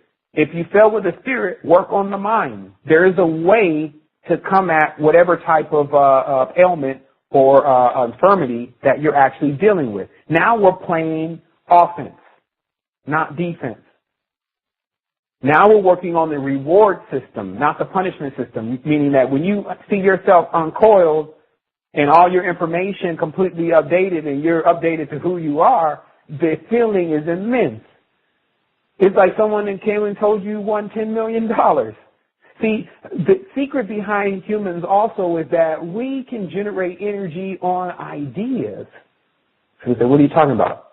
If you knew that you won some money, you jump and scream, run all over the house that night. You're not even going to sleep. And this is even if you came from a day's work, right? So what does this tell you? It tells you that your mind is strong enough to where it can generate energy off just the idea that you're going to get some energy. So why can we not do that for ourselves all the time? And that's why I told you that the major key to this is that with your body, that you have to be in total balance with yourself, total agreement with yourself. Like I tend to not like to use the word love because it actually is the word Jove, which is Jupiter, but you're in total love with yourself. All these external things, like remember, I'm not going to be here forever. None of us are.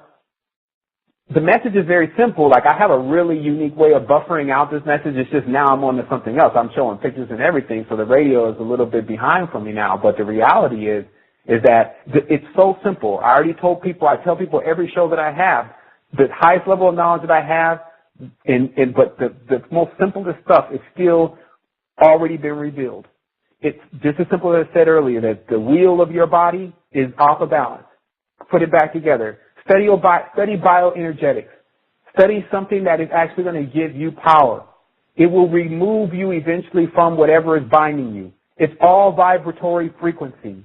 The only reason why a person stays in the lower state is because they're vibrating in that frequency. Once they raise the vibration, which is not done by just listening to some tones and frequencies, no, you have to put in some work. You actually have to go back into the body and be like, look, You have to command the body is what I'm saying. You have to speak to it as if it's even separate than you, especially when it's not acting correctly.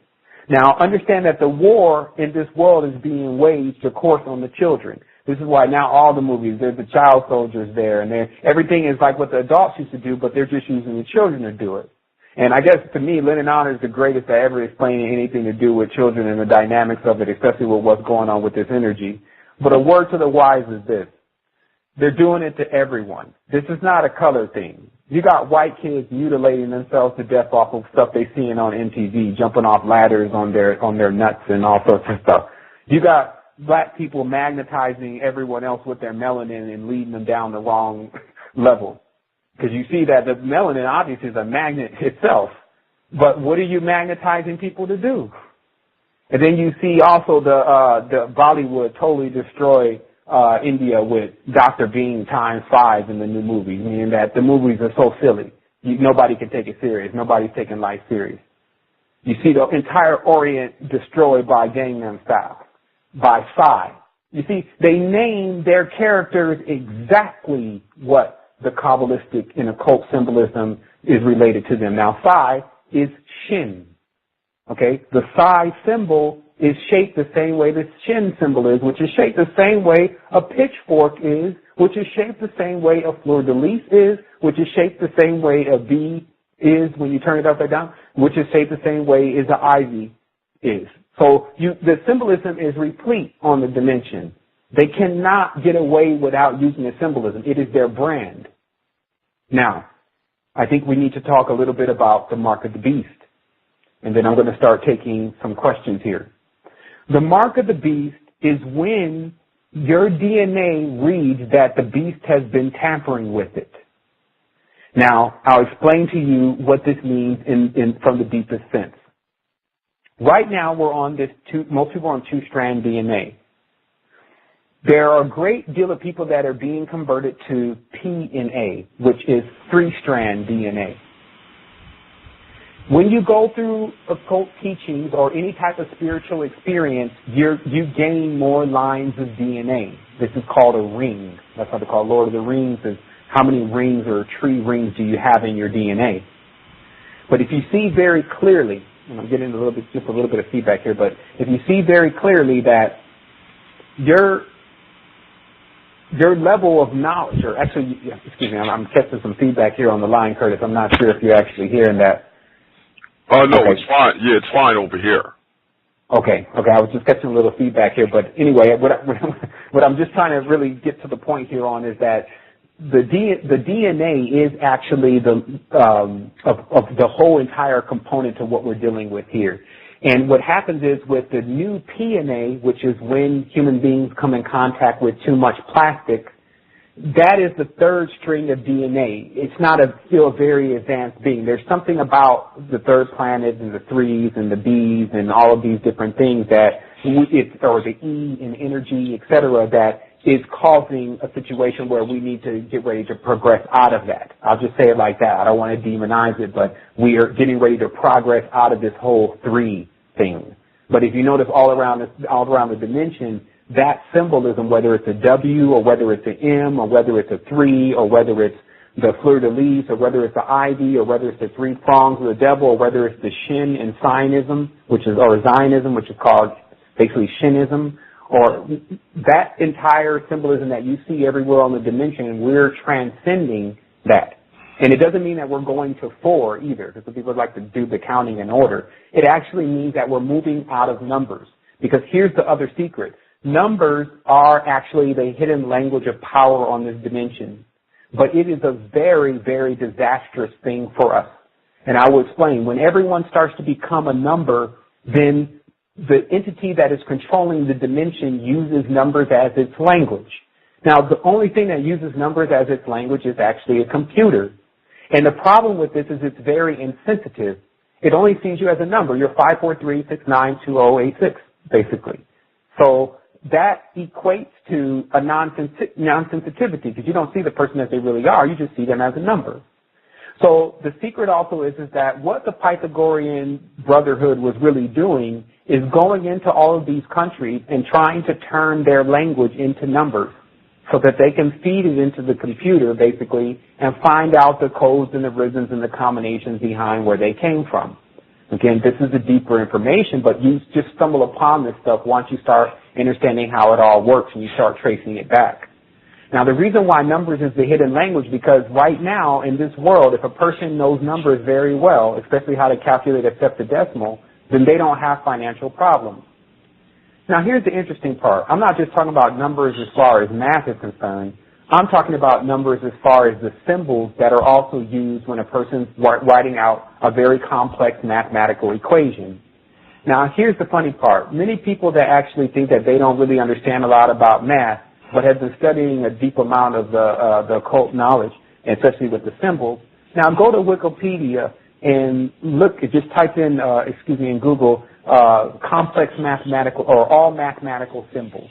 And then go to the Wikipedia page and you'll see that all the mathematical symbols that are being used are actually occult symbols. Like the cross means divisor in math. So the same thing that it actually does on the physical plane, it also is set up to do in math.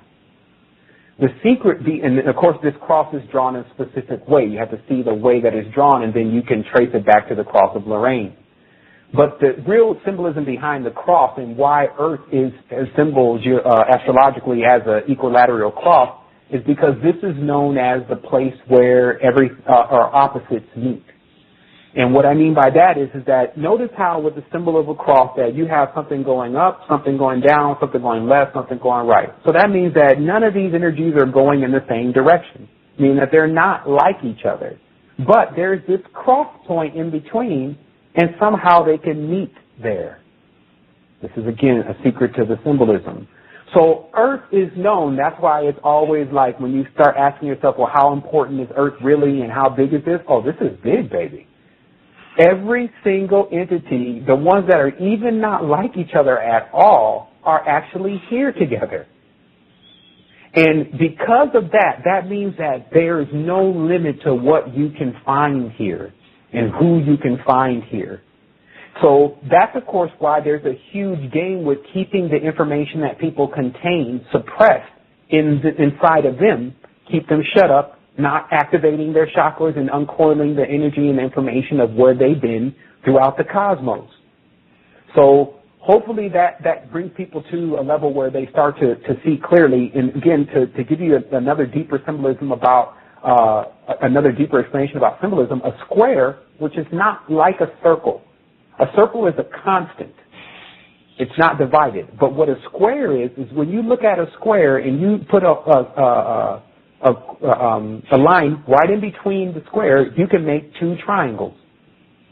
Now, if you take those two triangles and you move them on top of each other, once again, you get that Star of David. So it shows you that what a square is a square is duality. So that's why many of these worlds that are created are based on specifically this symbolism, which is the same symbol you find in water, the same symbol that you find in light. Because even on a deeper level, how the actual world is created, not controlled, but created, is based on this symbolism that what I say is the so-called controllers are using as what they say is their symbol or what they created.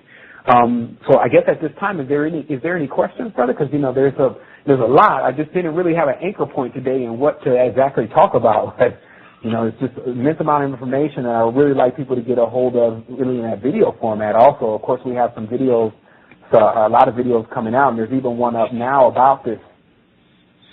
Okay, well, I have a quick question, brother, and if anyone else has a quick question, you could either type it out in the chat room or call into the switchboard, 646-649-1987, and press number 1 on your keypad so we can see you on the switchboard.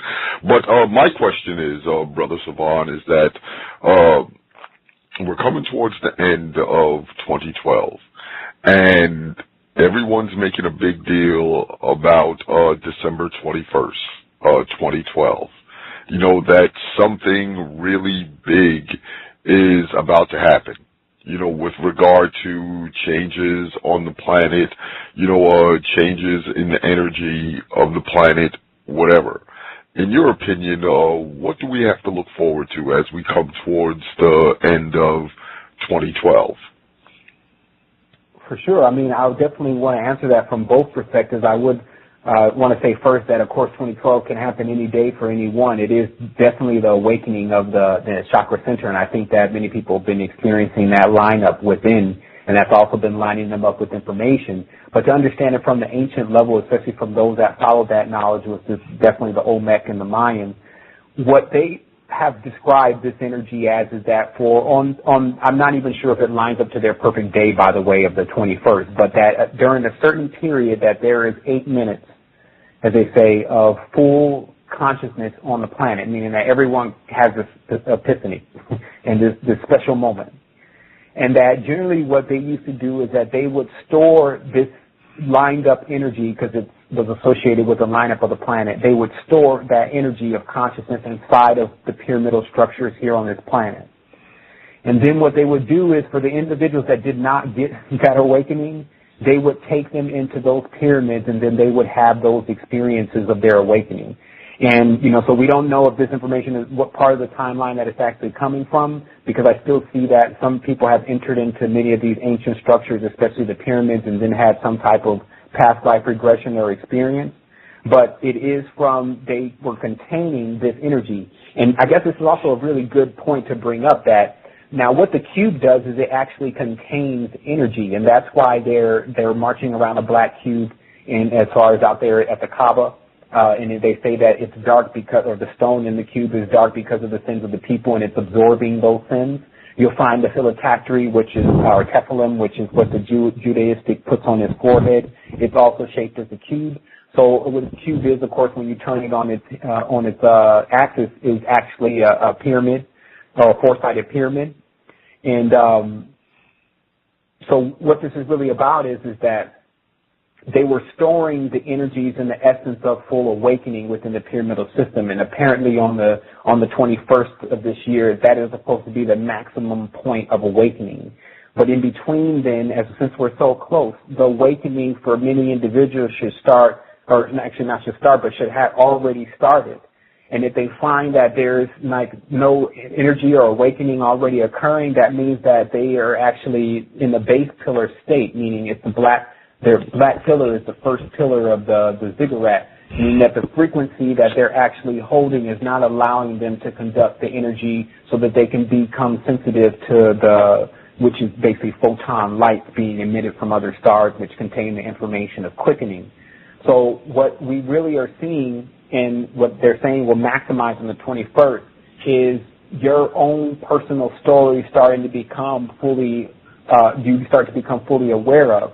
And then all of course, the preventing of this has been designed to kick in now, which is basically a hijacking of the symbolism, an excessive amount of distraction, a lot of a bad association, meaning through the movies, a kid comes out, his name is Noah, or his name is Enoch, or something of this nature, or mainly David, and this starts to make the hero change the names of the hero, anybody but you, basically. So all of the different diverting that has been worked on so much on this dimension and keeping us confused is really being honed into not just 2012, not just the 21st, but actually right now. For people to understand the hierarchy works on watches, meaning that if you notice in most occult systems, especially the Pauline art, there's an angel for every hour. So, and that angel has other beings that are under them. So this is how they've been able to successfully keep most of the people in the world, at least 95% to maybe 90, I would hope. It wouldn't be as bad as 95%, but 90% of the people engaged in something else that has nothing to do with whether they're going to really expand through this. Breaking through that, what we have an opportunity to do is actually get the information and the application that's needed, so that we can become the transmitters of this energy. Like, remember, what the whole idea is to store the energy inside the pyramid. And because we know that there's no external pyramid, and people have to remember the beginning of this conversation, that means that there were going to be many people during this time that were going to store all the information of awakening within themselves. And then the individuals that didn't awaken, they were going to be able to transmit either the information or the energy to them so that they can awake. This is very similar to how orgone works. The orgone energy and anyone that comes in that field, it begins to vacuum out basically the negative energy. Well, we're human orgone, so an individual that actually goes through the awakening process, which is, again, been available on the planet, but is opposed to apex around this time, can actually begin to awake other individuals into the full stage of realization.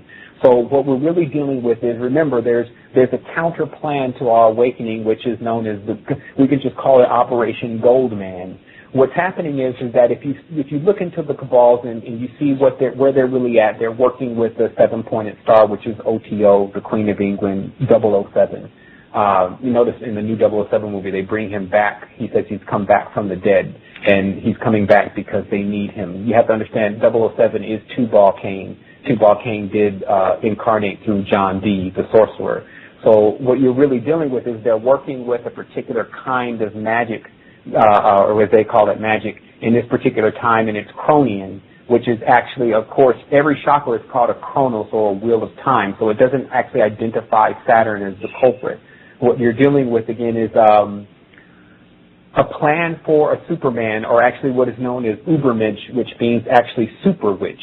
Uber is witch in German, so Übermensch means a super witch. This means basically an individual that has an extreme level of occult power, and it's bent on to the dark side, because wick means to bend, as in wicker. So what happens is they have this idea of bringing out this Superman from the sky, like they drop the Red Bull guy down from the sky.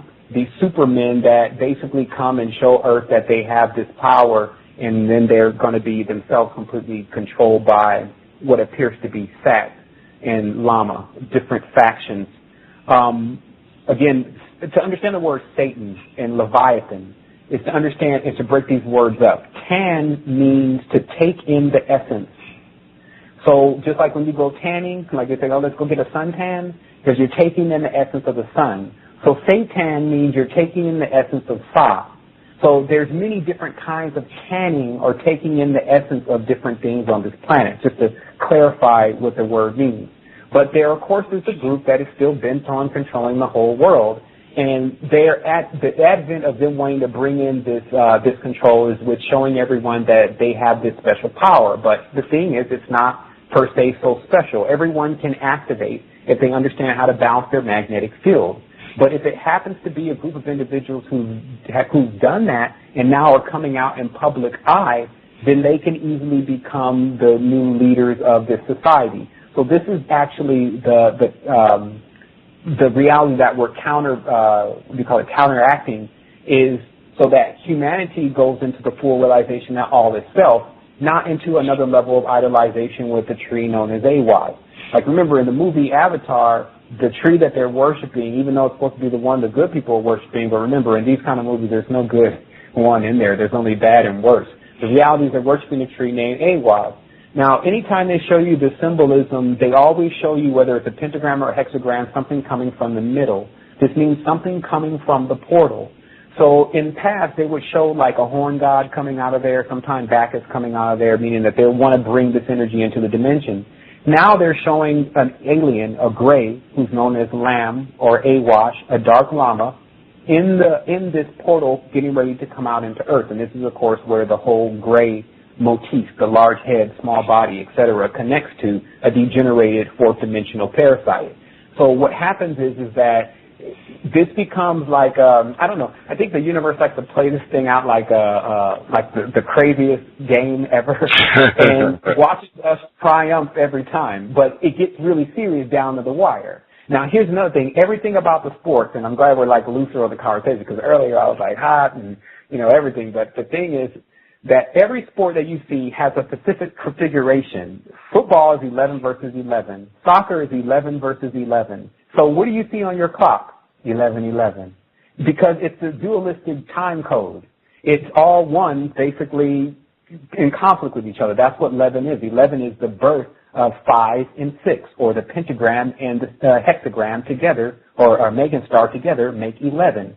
So now you see the soccer field is configured into phi. That's why everything is always a rectangle. And when you draw phi out, you draw it as a rectangle and the spiral, and then you separate it into quadrants.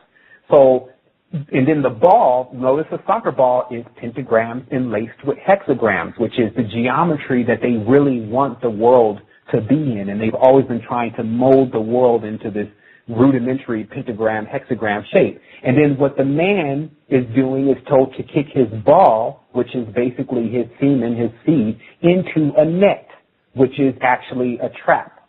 You see what I mean? So all of the configuration behind the sports, or serpent ports, have a lot to do with wasting time, which is Cronus's job. Cronus moves, or Saturn moves very slow, slower than all the other planets. So, and always seen as old. Cain is a wanderer. He doesn't have a land. And so this also brings up, and again, I think I pretty much answered the question about the awakening. It can happen now. 2012, it gets stronger. Every full moon, it actually gets stronger. But to see the opposing currents that are keeping everyone from the full realization, you have to realize that our knowledge has been hijacked. Now, notice how that same hexagram, or I just have to call it that, I guess now, the six-pointed star, actually was in the hand of the dark-skinned Dravidian before it was in the hands of anyone under the title Sri Yantra. Now, everyone knows the dark-skinned Dravidian with the basically white folks' hair is the combination between the black man and the white man in the same body. And that these were known as Nagus, or Naga, the Kushite, the one who united Upper and Lower Egypt. Like, people just have to really read sometimes between the lines before all this stuff was hijacked. But the covenant rests with those people, and they'll never say it doesn't. You go to Ethiopia right now, the covenant's ours. It was originally our fathers. It was the Ethiopian woman that Abraham was with, blah, blah, blah. So they'll go and they'll tell you everything because their wisdom was hijacked by Israel. Because Israel is actually a composition of most of the captives, mainly Gypsies and Russians, and many other individuals that, I'm not saying anything negative about them, but they were captives first in Babylon, where they worship Isis under the Venusian current, known as Yoruba, the black snake. And then they went to the Ra, sun god, and got captured over there, and then got expelled from there. By the way, remember, the Lower Egyptians and even other Egyptians kicked these people out of their land, but they took their religion when they left.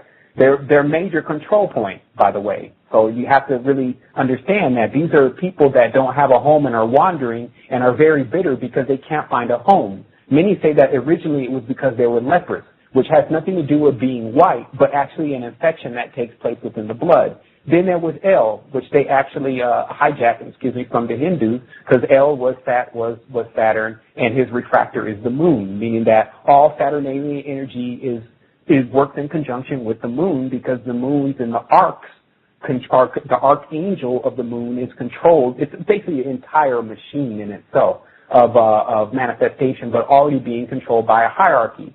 So when you go and try to use some of these tools and some of these symbols, it becomes just as dangerous as using occult books where there's not that many of them. And this is, again, another secret that many people don't know about. But the breaking these spirits Kabbalistically in the astral plane is like PlayStation for these people, and it's been like that for a long time. So what they do is they make up these Kabbalistic creatures, and then they put their sigil down in books, because these creatures can scratch out their symbol on the floor once they're evoked or tied into a pentagram or a hexagram.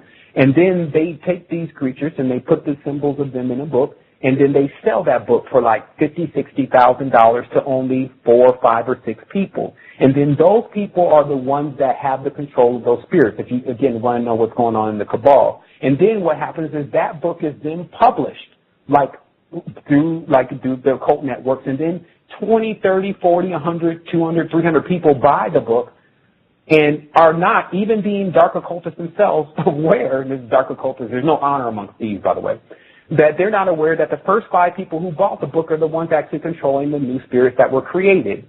So do you see how, again, the creation, the language of power has the ability to mix up basically Mr. Potato Head on the astral plane, and then the only thing that is left is to figure out either just to let this thing serve you on the astral plane, or to figure out how to get it into physical reality.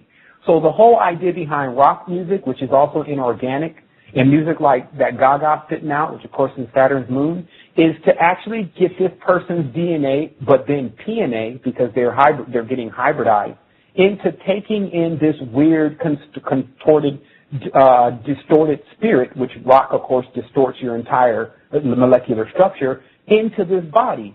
So remember, all these benevolent people that are running around the planet can't take in these spirits anyway. So that's why it also seemed like these are like the baby boomers without no jobs and don't know what they're going to do because they can't do what the new kids are doing and act that immoral. But at the same time, they don't bond well with the ancient people and their ancient cultures and sacrifices. So they're like stuck in between. So people have to see, look, this is what's really going on. And that's why I said in the beginning of this conversation is if the individuals, especially that are hearing this conversation all the time, one doesn't move into taking the knowledge in order to activate themselves, we're going to have a situation. So that should automatically prompt us to do what we need to do so we don't have a situation. And, of course, that's what I work with every single day is cracking into the schoolie, not making any real assumptions until I can connect it everywhere. But once I connect it, by all means, know what the hell is going on. You got these people hanging chickens over their heads in Jerusalem, imagining that the chicken is going to draw the sins out of their body. Now, let me show you the danger of this scapegoat or sacrifice that has become now this problem, this building up problem. Now, according to many of the doctrines, if you get involved with whatever religion or whatever, then the primary entity of that religion will take on your sins. Now, how this manifests in Christianity, of course, is Jesus can die for your sins, even though the book says no man can die for another sin. But I guess they skipped over that. Same thing in basically all the religions, they tell you that this is not a real process where someone can basically absorb your negative sins. Now, see how they have themselves doing it around the Kaaba? You march it around it 7 times, and then all your sins are forgiven 1,000-fold. Then you get the beautiful damsel with the beautiful eye. Wait a minute. What's happening here? You can't absolve sins by marching around a cube, but they're doing it. Now, notice in the Old Testament, it actually has a ritual when the temple of Jehovah is consecrated, and I'm saying the corrupted version of the name, but when it was actually consecrated, then there was known as a ceremony where the priest would put his hands on the horn of a goat, and then he would allow the sins from the tribe to run through him and then into the horns of the goat, and then that goat would then be released into the forest, in which the goat was named as Azazel. But this begs one to ask the question right away is, if this thing is eating sins, or at least everyone believes it is, how strong is it really getting off of our sins? And that's why this entity is known as an accuser, because if you actually buy into one of these systems where you think someone else is going to be able to die for what you did that you haven't balanced out and rectified, then it comes when it's time for you to transcend, and it accuses you. It basically says, look, you never handled this. I know because I ate it. It's a real deal here. You can't really just go in and out of lives doing what you want to, but they would like to make you think that you can. See, it's almost like if you're in a vehicle and it's moving at light speed, which is how fast much of us move, especially on a solar level and with our soul, but you hit something, that means you hit something at light speed. So hitting something at light speed is going to be definitely different than hitting something at 1 mile an hour. So we have to also see that especially when we're dealing with spiritual things, we can do certain things or make certain moves that can end up allowing us to spin out of control for a prolonged period of time. And how a period of time of spinning out of control, there's a name for that, and it's called clipo. There's an actual name for when it doesn't really work out for you and you're basically in this state of sleep and not able to wake up and you don't know what you're going to do about it. They say that this is the drawback of especially Earth. The clipo of Earth is stasis, meaning time. Now, notice how everyone here dies, okay, according to the knowledge and information. But yet nobody here, or actually not even the knowledge and information, but the occurrences, but nobody here is really attacking what happens when you die. That kind of would make no sense.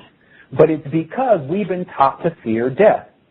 So what happens is no one wants to talk about death, and no one's even looking forward to it, and everyone's fearing it. So what does that really create? It creates where we cling on to life. Now, here's also the secret to a smooth transition into a higher frequency. When you cling to life, meaning that you have all of this stuff here and you never fully realize what it is, it's basically you, all itself. You're not leaving anything. If anything, you're going to be joining up with the full magnitude. But if you don't see things that way, then when it's time for you to go, you basically hold on to everything. And you're pulled from this. Just like death, when it comes to an individual, they can't really fight it. So it pulls them, but if they're holding on, the frequency that they go into just because of the wanting to stay on Earth and no, I don't want to leave, puts them into a low frequency versus a real adept knows that death is only a transition. And thus when it comes upon him, he eases smoothly or she eases smoothly out of the body, governing the frequency that they go into. Now you see, that's why there's a lock and nobody can teach this whole thing, because everyone will be basically weighed, as they show you with the Egyptian scales, based on how well you learned that this was an illusion and that none of this stuff was really to be held on to, only looked at like the indigenous. When they came through here, they tried not to disturb much. They took advantage of the fruits and the trees and the plants and the knowledge, and then they did.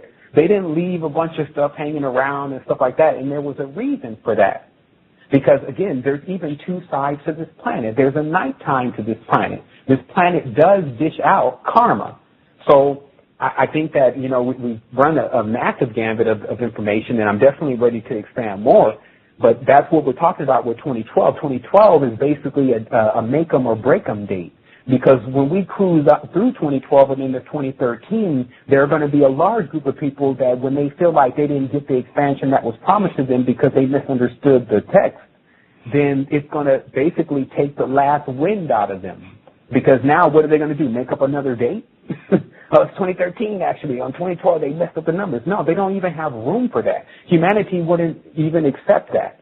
So what's happening is that for this, giving ourselves deadlines has never been a good idea. Prophesying bad things to happen in the future has never been a good idea. And especially being encouraged to do as such. And that's why what you'll see with the resistance is we don't prophesy negative things happening in the future and going to occur so that we can be used like pawns and our energy used to actually make it come about. If anything, like I said, it was good already. See, that's what we have to see. Like, we've already learned so much and gained so much experience from being here. If we would just sit down for a moment and take it all in, we can have big smiles on our face. Especially anybody that's on this line communicating. Like, you got internet, you got access to the vastest level of knowledge if you just have time to stay up and awake, even if you work. But the reality is that if we get too many things, and this is also why it's happening to us. Some people say, well, why is this even allowed to happen? Well, it was because the first thing that we birthed, our first seed, we stopped taking the responsibility for it.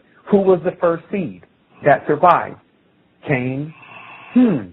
So this would actually mean the dark people in this world, we neglected to take care of them at a certain point, and now they become our worst nightmare. Many people would not think of that and think that's true, but think about every day you roll around knowing there's a baby or somebody in this world that can definitely be using help, but they're not getting it. And then day after day go by, now they're grown, and how do you expect them to be? So this is also why many people want to connect what the Nagas are about and how that even connects to the Nephilim, etc. is to understand many of the ancestors that are here on this planet are actually in that karmic spiral of not taking care of their children. And this also replicates in why certain races, the fathers are generally not around, because their father is not around.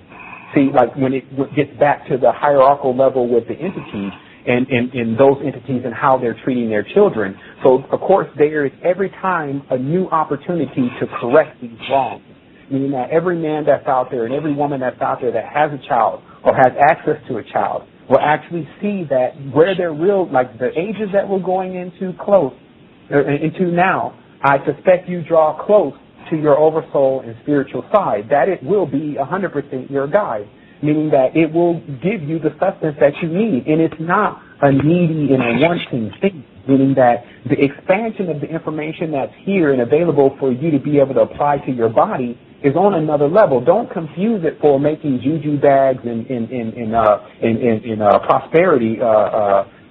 prosperity bundles and all these different things. We're talking about the real deal. If they enter the holiest of holies, we have to too. Surely they're not more holier than thou. Meaning that you can't let someone else disturb and destruct your DNA and then you acting and sitting back like you can't go in there and fix it yourself. This is the same way as you can't now even afford not to ingest most of the knowledge and come to full terms about what's happening in this planet so you can expand. But it's definitely your choice. I'm sure many people have sat back during the conversation and said, nope, all wrong, all wrong. And again, the solution was delivered in the beginning. And if you say that the balancing of the vehicle, the planet is 23 degrees off tilt, that means that if the physical planet is 23 degrees off tilt, then the universe is too. So this will probably mean when the Greeks, everyone thought the Greeks were stupid because they were drawing the universe like it was in a complete circle. It probably was then. Now it's in elliptical. Elliptical occurs when something is off balance. So what we're really, again, dealing with is the correction and the balance, and we can take it from any level. Now, remember, they understand also this as above, so below nature, obviously. They even tried to take credit for the actual term. Crowley wasn't the first person to say as above, so below. But what happens is you can go under the microscope and deal with things that are happening in the heavens.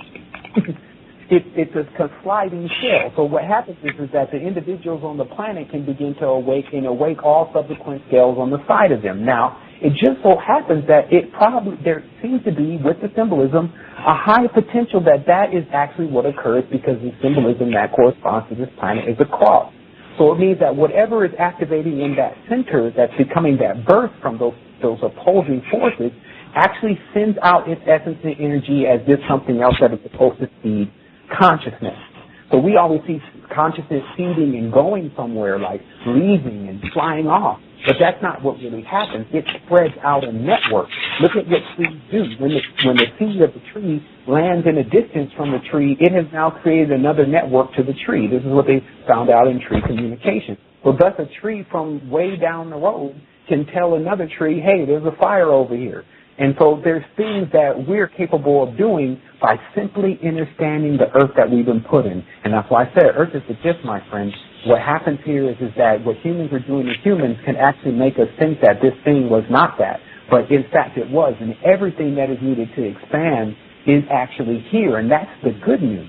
Now, there's going to be a little work that we need to do with the wheel. We need our wills, meaning how much we feel like we can do something, is what we have to repair. Like they have beat the wheel out of us because this is what domestication is. Now, here's also the secret to why they like God as a dog. Because a dog can be trained to attack. Now, notice how Israel and Ishmael are supposed to be having the same father or the same God. They all even put the finger up in the air and one. But the reality is that they're obviously in conflict with each other. Why? Because they keep praying for their God or higher power to kill the other person. God, help me in my battle and allow me to destroy my enemy.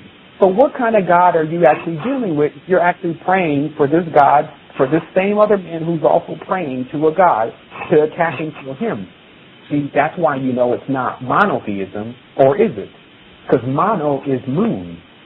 Moon is moon theism. That's lunatics.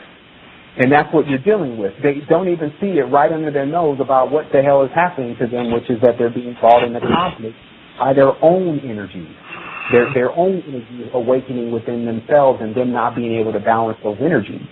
So the reality, again, of what we have going on here is just so expansive because you can find the answers to everything everywhere. You just at times have to be able to get enough of this information into you so that way you can start to put it over the reality as like what they call a GUI or GUI. And then what that does is that it gives you the vision of being able to see through everything.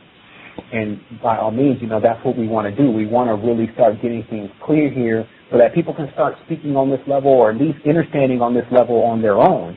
Seeing how that their body is connected to everything that's going on around them and how they can choose to just straight grab the wheel and start really, really getting themselves into balance. So, I know that was definitely a long answer to the question, but I wanted to get all the information that encapsulates just, 2012, what it really means and our lineup and how we can choose to line up those energies ourselves. Excellent. And we're going to go to our switchboard, brother, because it seems we have someone with a question here. Let's see. We have a caller from the 312 area code. Caller, if you're there, please state your name and where you're calling from. Hello, can you hear me? Yes, we can hear you fine, brother. How are you? Oh, I'm doing great. Excellent, excellent. Do you have a question for Brother Sevan? Oh, I do. I was listening to Coast to Coast the other day, and June below Melchizedek, was speaking on how when the shift happens or after it happens, I'm not sure, but he was talking about the Earth losing its magnetics for, I don't know, a period of a few minutes or what have you. And basically, you know, being that the magnetics has to do with consciousness and memory, he was talking about, you know, Russian cosmonauts, you know, when they left the Earth, they kind of lost their memory and kind of went a little crazy or something like that, and that just kind of had me, you know, wondering about that. Did you have anything to say about that, or? For sure. It's the same thing as I was saying before. What generally gets blown away in the cosmic wind is falsehood. So what's been going on is them containing so much information that is not a real anchor point. It's not based on anything that's real. You can go crazy and lose your mind because there's no connection to anything, or what's called grounding. As far as Drunvalo, you know, again, portents of death and doom, you know, 3 days of darkness, all of these proclamations or prophecies are being taken directly from misinterpreted scriptures and things that have come out of the Talmud and many of the ancient books. So what it really describes, again, is something that can occur at any point within you to take your body through basically the proper alchemical procedures to go into a full awakening and the stages that go on in between. So again, when a person chooses to say this is now the point that this is supposed to occur, this is generally where, you know, there's a grabbing for people or grabbing for more attention so that people can say, okay, he says that this is going to happen. I would highly advise people to see that all of what they're saying is supposed to take place. We're already through, pretty much done with 2012. You can see there was definitely a great deal of things that happened, especially for people that were tuned in. But for those that were basically watching and waiting for something to happen, they missed it. And I noticed that this is really one of the major techniques of the Dark Brotherhood is to set a date out 2-3 weeks and then tell everyone that it's going to happen something very terrible. And then that whole time the person's worried, concerned, etc. And then the person is basically being drained as when the frequencies when the frequencies that correspond to that magnetic come around, they pull the person's energy. And then what happens is when that day finally comes and nothing occurs, and then the person goes to that individual and says, well, what doesn't happen? They say, well, great, it didn't happen. We averted it, brother. Look, man, that's an old game. You see what I mean? Like that's a game of that they drain energy that way because the fear is what is needed in the time. See, the key to, of course, major spiritual awakening is to know there's no time. It has to be done now. And that type of urgency creates a great level of will. And then that will actually corresponds, gives you the same frequency. Let me show you how magnetics work really briefly. And I believe one of my batteries is going out on the mic. Just in case everyone hears it cut out, I may have to replace the battery. But let me explain to you how this magnet really works. Now, when I say that we have a magnetic field, it's not like the magnets that you're playing with in the store. Those are the as-below resonators to the magnet. The as-above resonators, which is what you are, the magnetic and what you attract to has to be on your exact frequency. You attract to what your frequency is. So what happens is that if they can pull the person into a lower frequency, then they can also pull the energy from the person through every single device that corresponds to that lower frequency. So, of course, this can be flipped around 180 degrees. If you're attempting to achieve a higher frequency, all you do is match yourself to that frequency, and it will pull you to it. This is the secret to also proper space travel. Proper space travel is not through propulsion. You don't use rockets. What you do is you magnetically Brother Sevan, we're getting a lot of static from your end. Okay. Let's go ahead and change the battery. I apologize for this. It's a 2-hour battery. All right, brother. So while you're doing that, we're going to take a short break, family, and we'll be back with Brother Sevan. Caller, we're very sorry. Thank you for calling in, and excellent question. Thank you so much for calling in. Thank you. It was an honor. Likewise. Peace. Peace. Okay, family, and we will be right back with Brother Sevan.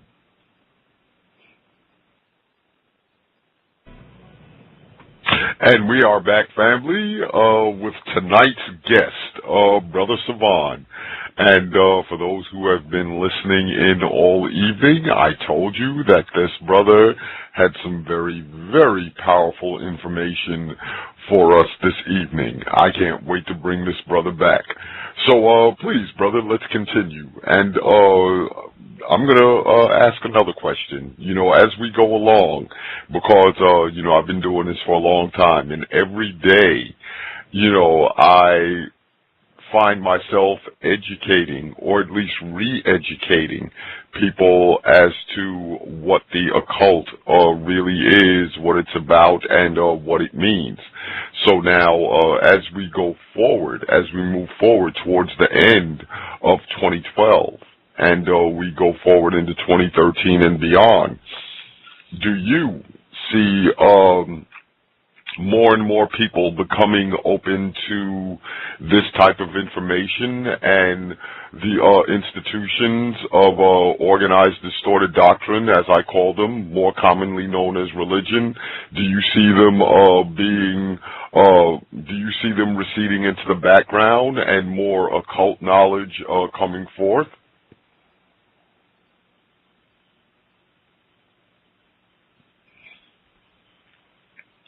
I think we're having some problems here. Okay, no, Curtis, I'm actually here. I apologize. I did have my mute button on, but. I see. but yeah, I mean, to answer your question, first of all, really great question, because it's a big question also everyone has. It's like, okay, so what is the beginning game? What is the end game? What's going to happen next? How is this thing even supposed to transcend? Because if people ask the real question, they can have all the great ideas like free energy and all sorts of stuff, but we still have a society to attempt to apply it to. And of course, if we're looking at that happening in 2 months, then something major is going to have to occur for us to be able to do that without going into also the land of sorrow, meaning that now nobody's money isn't worth anything, and, they got these cars, and, how is it all going to transcend? And honestly, to tell you the truth, that's what got me really exploring the esoteric knowledge and the occult knowledge so deeply, because as I started going on, I said, man, we're going to need a massive solution to be able to deal with if any of this stuff is even half true. And then I would look at others kind of and be like, yeah, does he even or she even believe in this stuff? Because, if you believe in it, then you kind of are going to be a little nervous anyway if you can't find a solution. So I kept digging for the solutions, and of course I found in massive levels that solution within.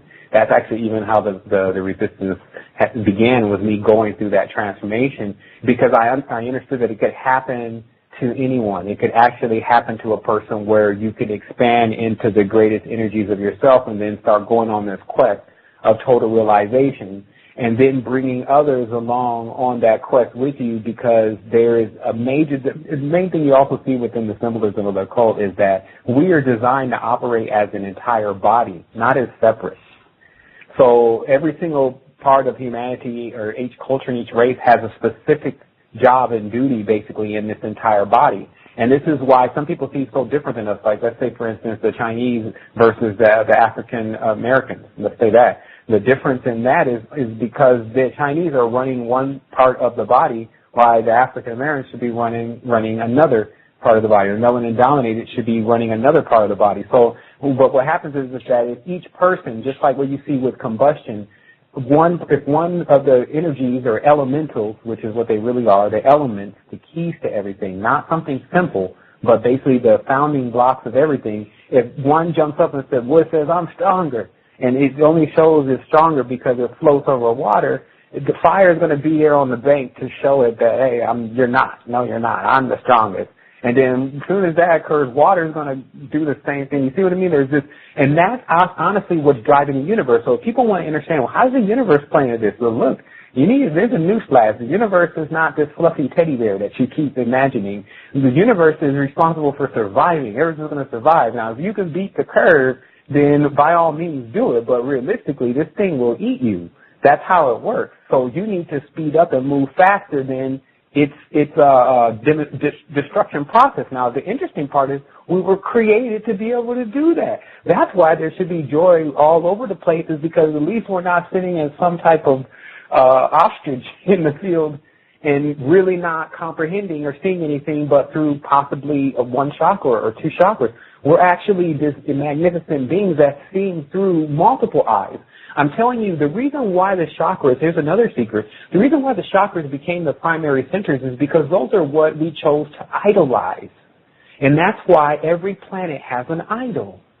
But when you make it and form and fashion it with your hand, God, remember people do this, when you make something and you create it, you say, I become the creator, now you better be ready to step into God's game. Because now that you've jumped into this dualistic saying that something is yours, you're going to have to pay the price for everything that comes with that. But guess what? The universe loves it. It drives it as a vehicle, and that's why it's depicted as even a chariot. We're the chariot down here. Some people think it's very nice to be called the chariot. But the reality is that when you're the vehicle or you're the Jake and Boaz of the universe walking around, it doesn't feel so great, especially if none of the higher entities are distributing any of the materials that they've gained on the etheric plane. You see, the reality is that any time a person is bred in a certain environment, if they get the best of that environment, they're happy. But what happens if even in the environment they're living in and know not of greater places, that is terrible to them? Does it not also mean that even in the higher places it's not great? And I tell you the truth, when you get into the higher levels of energy, you'll find out that they're just as miserable at times as we are because it's stuck. There's no bridge. So this keeps them from being able to cycle the energy. This is like pent-up energy. How pent-up energy manifests on the reality is people that are keeping a lot of things, especially like hundreds of thousands of dollars or hundreds of thousands of acres, and then there's other individuals that are not getting any because there's no distribution of the seeds. So there's a hoarding of the seeds. So what happens is that star seeds need to become star trees really fast, or, really this thing can reset anyway because the timeline is too slow. Meaning that I think also there's this curve that the universe is dealing out that is actually saying, look, you have to enliven yourself or step up to this. You have to have the will to survive, or we can still use you, but you'll be as fertilizer, seed. You'll be the actual element that is used to bring forth everything. Feline, womb, cat.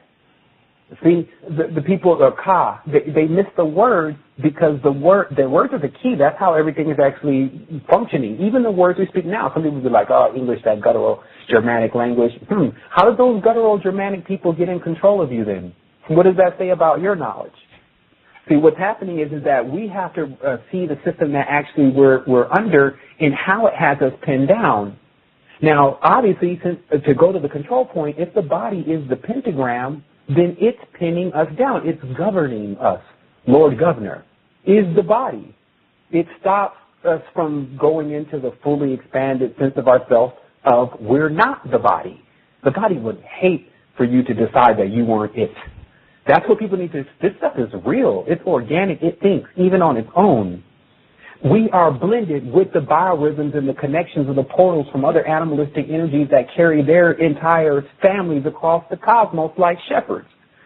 And then we're sitting here as supposedly the apex being, but getting walked around by the dog. Meaning that the covenants that you see here on the planet with Anunnaki and with Cain and Khan, they equal a certain thing, meaning that there's a Cerberus, a certain entity that attempts to hinder the potential of you in order to increase you. So either it's going to be walking you and ravaging you, or you're going to be basically healing it. That's also noticed. In the Temple of Pythagoras, I'm not saying these people were stupid. Like they attempted to usurp the entire system and put it on another level so that this could never occur again, and it horribly failed. So see, anything that was you're working with the tree, that's the thing. You have to have this real part to yourself. There can't be desperation. So it's hard to make decisions when you're desperate, but most people get into the religious situation when they're desperate. Most of these religions come from prison. I learned religion from prison. See, what happens is when we get on when we need some help or we think we need some help, we often call on certain things, and our will is really high. Like think, when something's about to happen to you, God help me, the energy coming off you at that point is definitely going to the God that you think exists. But it's not going to you. And now, it may get you out of the situation. This is the funny part. There's a continuous relationship with this. entity that, or eidolon that we set up outside of ourselves that we keep calling God. It even acts on its own, and that's the other secret about this world, about it being a shade. Shaddai is their ruler. The shade of the tree, the back side of God. That's why I told Moses, you can see my back, but you can't see my face. Like what happens here in this world, we start to see maybe this stuff is not so funny. Like maybe we're fearing to die, but in actuality it was because we were scared to live. We couldn't handle living for a while. Like living means like a dolphin. Every breath you breathe, you got to be conscious of. Do you know how tiresome that is? So some chose to go to sleep. So like I said to people, when you wake up, just ask yourself, man, how long have I been asleep? Because you know you're awake. It's just like childbirth. A man could never tell another person what childbirth is like. A man could never say that, yeah, I know what it's like. He'll never have it. Just like that's like the occult world, real spiritual contact. You can't just say, I know about spirits. You never met no spirit. And then here's another thing about spirits. You know when it's separate than you. And most people haven't been through that phase because that phase is actually called crazy. And that's where most of those people are, in the crazy house. Because they open up they remove the veil. Now remember, the veils are set up like atmospheres. They're there so that if you saw it and beheld it for what it really is, what is it? The sun. If you knew what it really was, it would throw you off your game. So what's in between is all these layers and filters that shield you from the sun. So of course how that manifests on the physical reality is that basically these atmospheres are protecting you from the sun, just burning you to ash. So what happens here is that if you can transcend that on all levels and see that that is the external sun, Metatron, you can even take a picture of it and see how it puts itself in a Merkaba, then you can know there's actually another correspondence inside of you, but don't wander after the sun. It'll burn you up. That's why they say in the occult works, don't get too close to the fire because you will get burned. The goat would be that you would turn into a goat, meaning that your sexual passions would be burning so high with lust, you would eventually degenerate you into something like pedophilia. Porne is the demon of the moon. That, of course, is what's affecting most men because they spill the semen. It doesn't allow it to build up so that it can climb the ladder.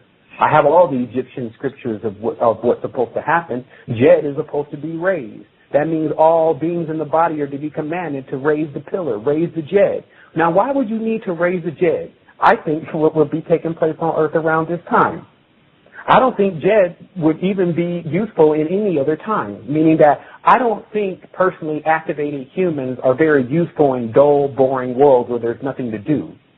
But it's a hell of a world for someone that actually knows what they're doing with their energies, meaning that they know that this is here because you're transmuting, like I used to call it space credit. You can actually get so many accolades for being an individual that can become a converter of taking negative energy and turning it back into neutral energy, not positive energy. See, when you take a positive person and you make them negative, or you take a negative person and you make them positive, you've done nothing.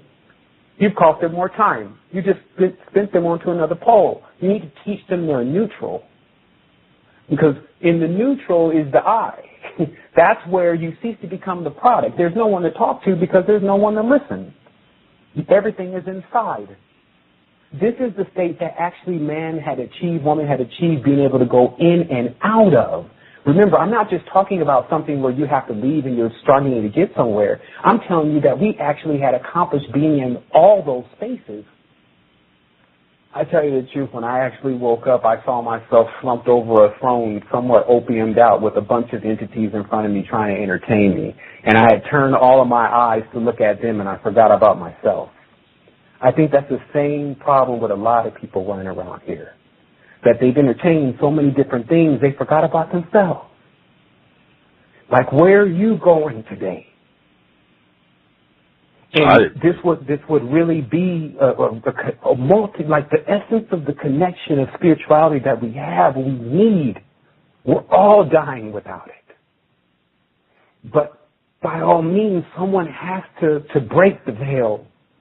And this is also the same thing of when a child is coming into the world. Look, when a child comes into the world, now the child must get ready to come down the canal. Where the child is really coming from is, if you want to see it on the external level, is like coming from out of the sun and then crossing through all the planets.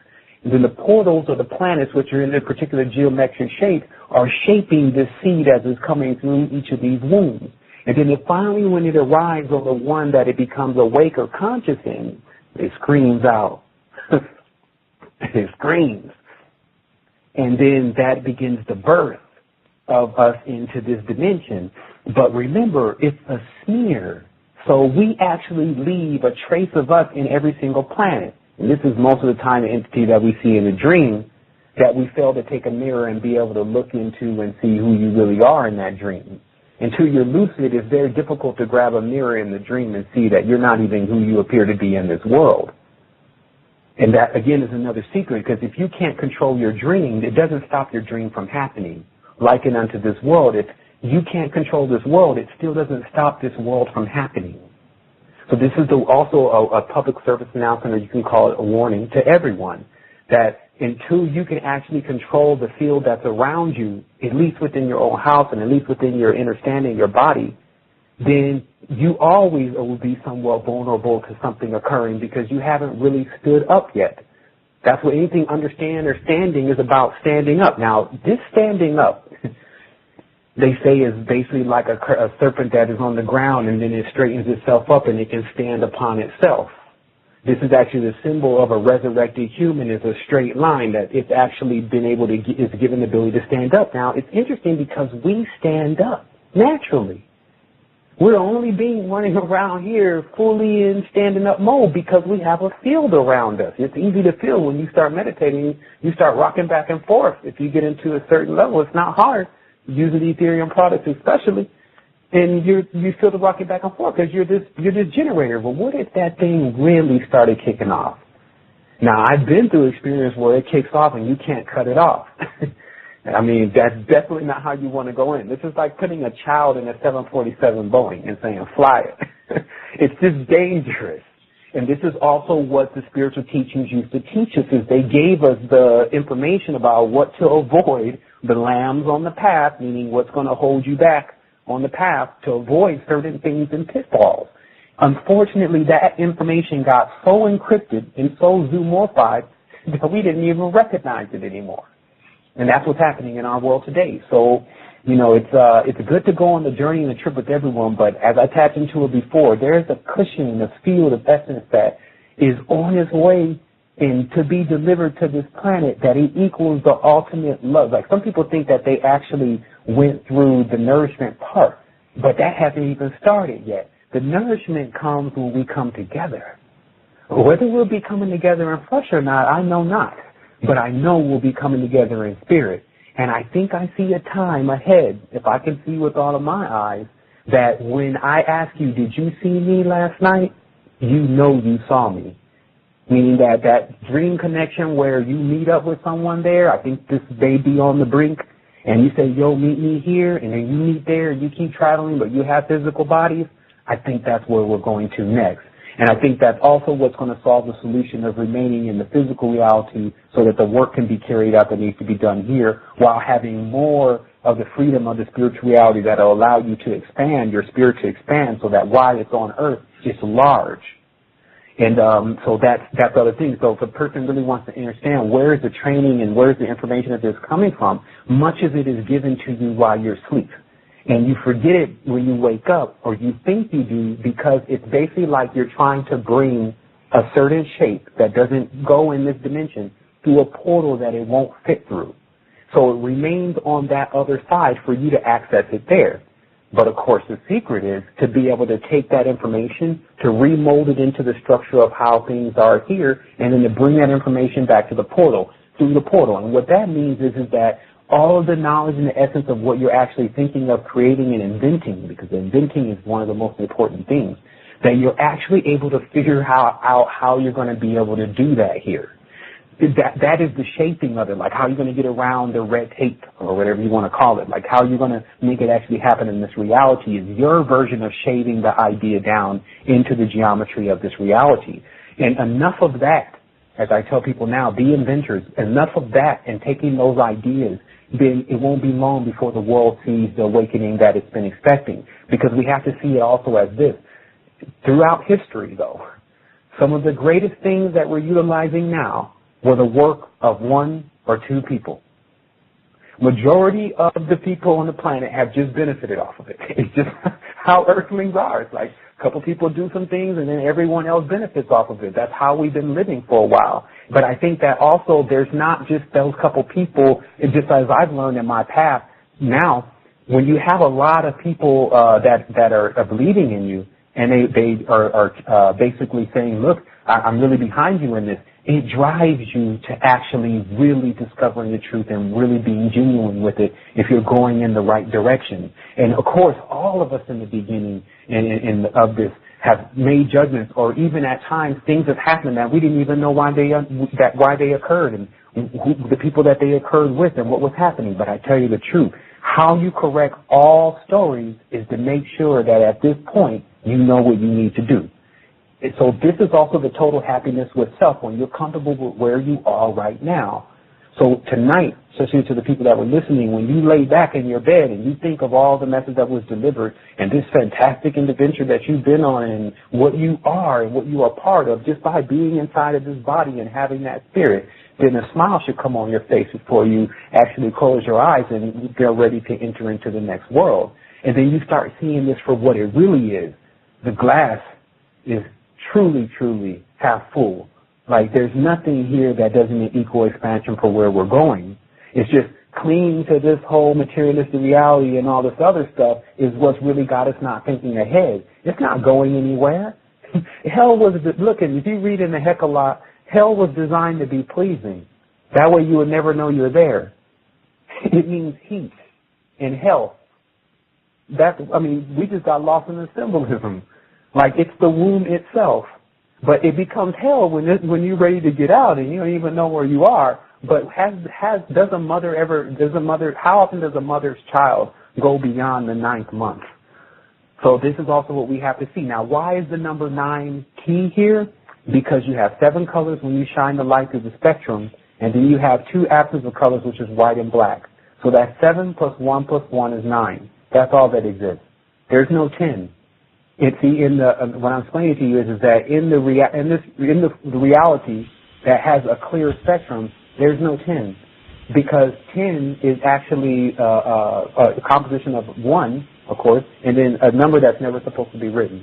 So hopefully, again, if people could get to a level of actually understanding that and seeing how the artificial one moves with binary codes.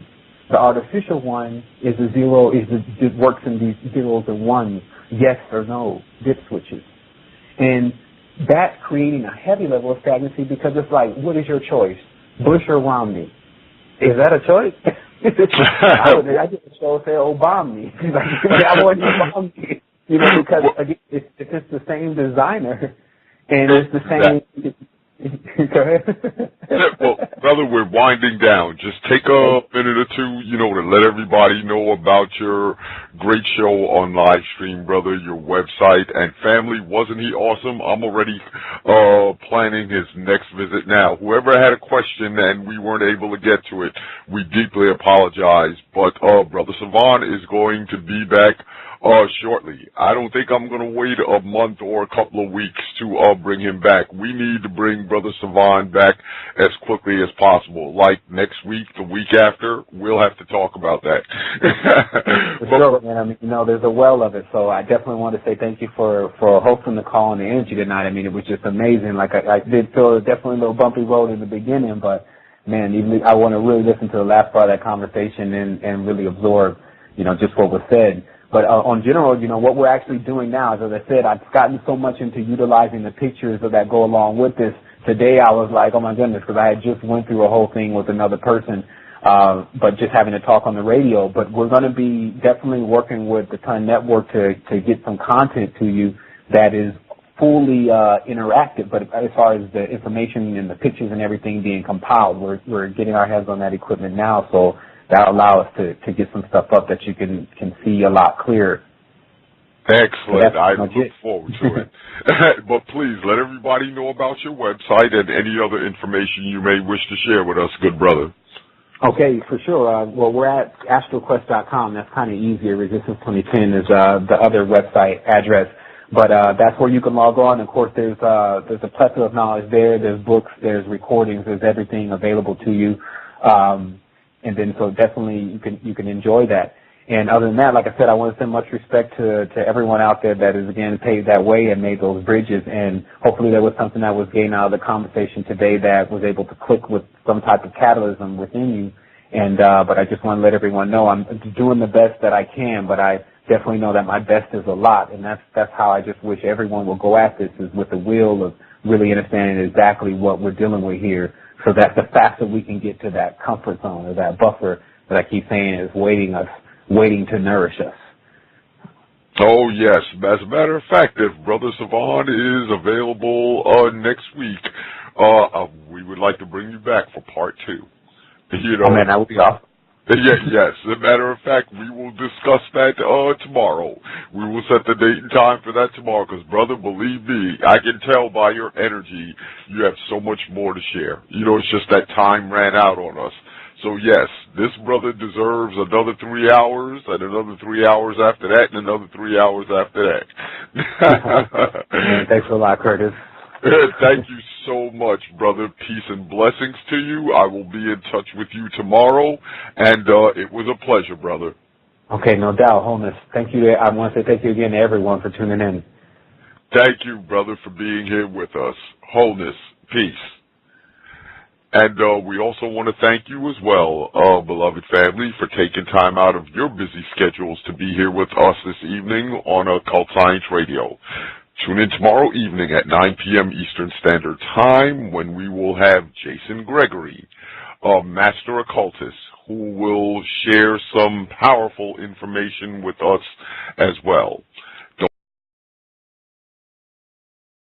World, so I definitely want to tip my hat to so many individuals out there that have laid not only the path or the groundwork for me to be able to do this today, but all the inventors that even put their time and energy and essence into creating the things that are allowing us to communicate. All of that was the bridge that got us to this point, at least where we are now.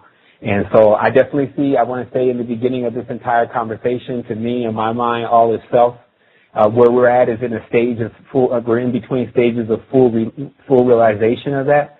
And so we all have an opportunity to see things sometimes not exactly the way that they are. And to fully correct ourselves and become adept and adult, we must see things clearly.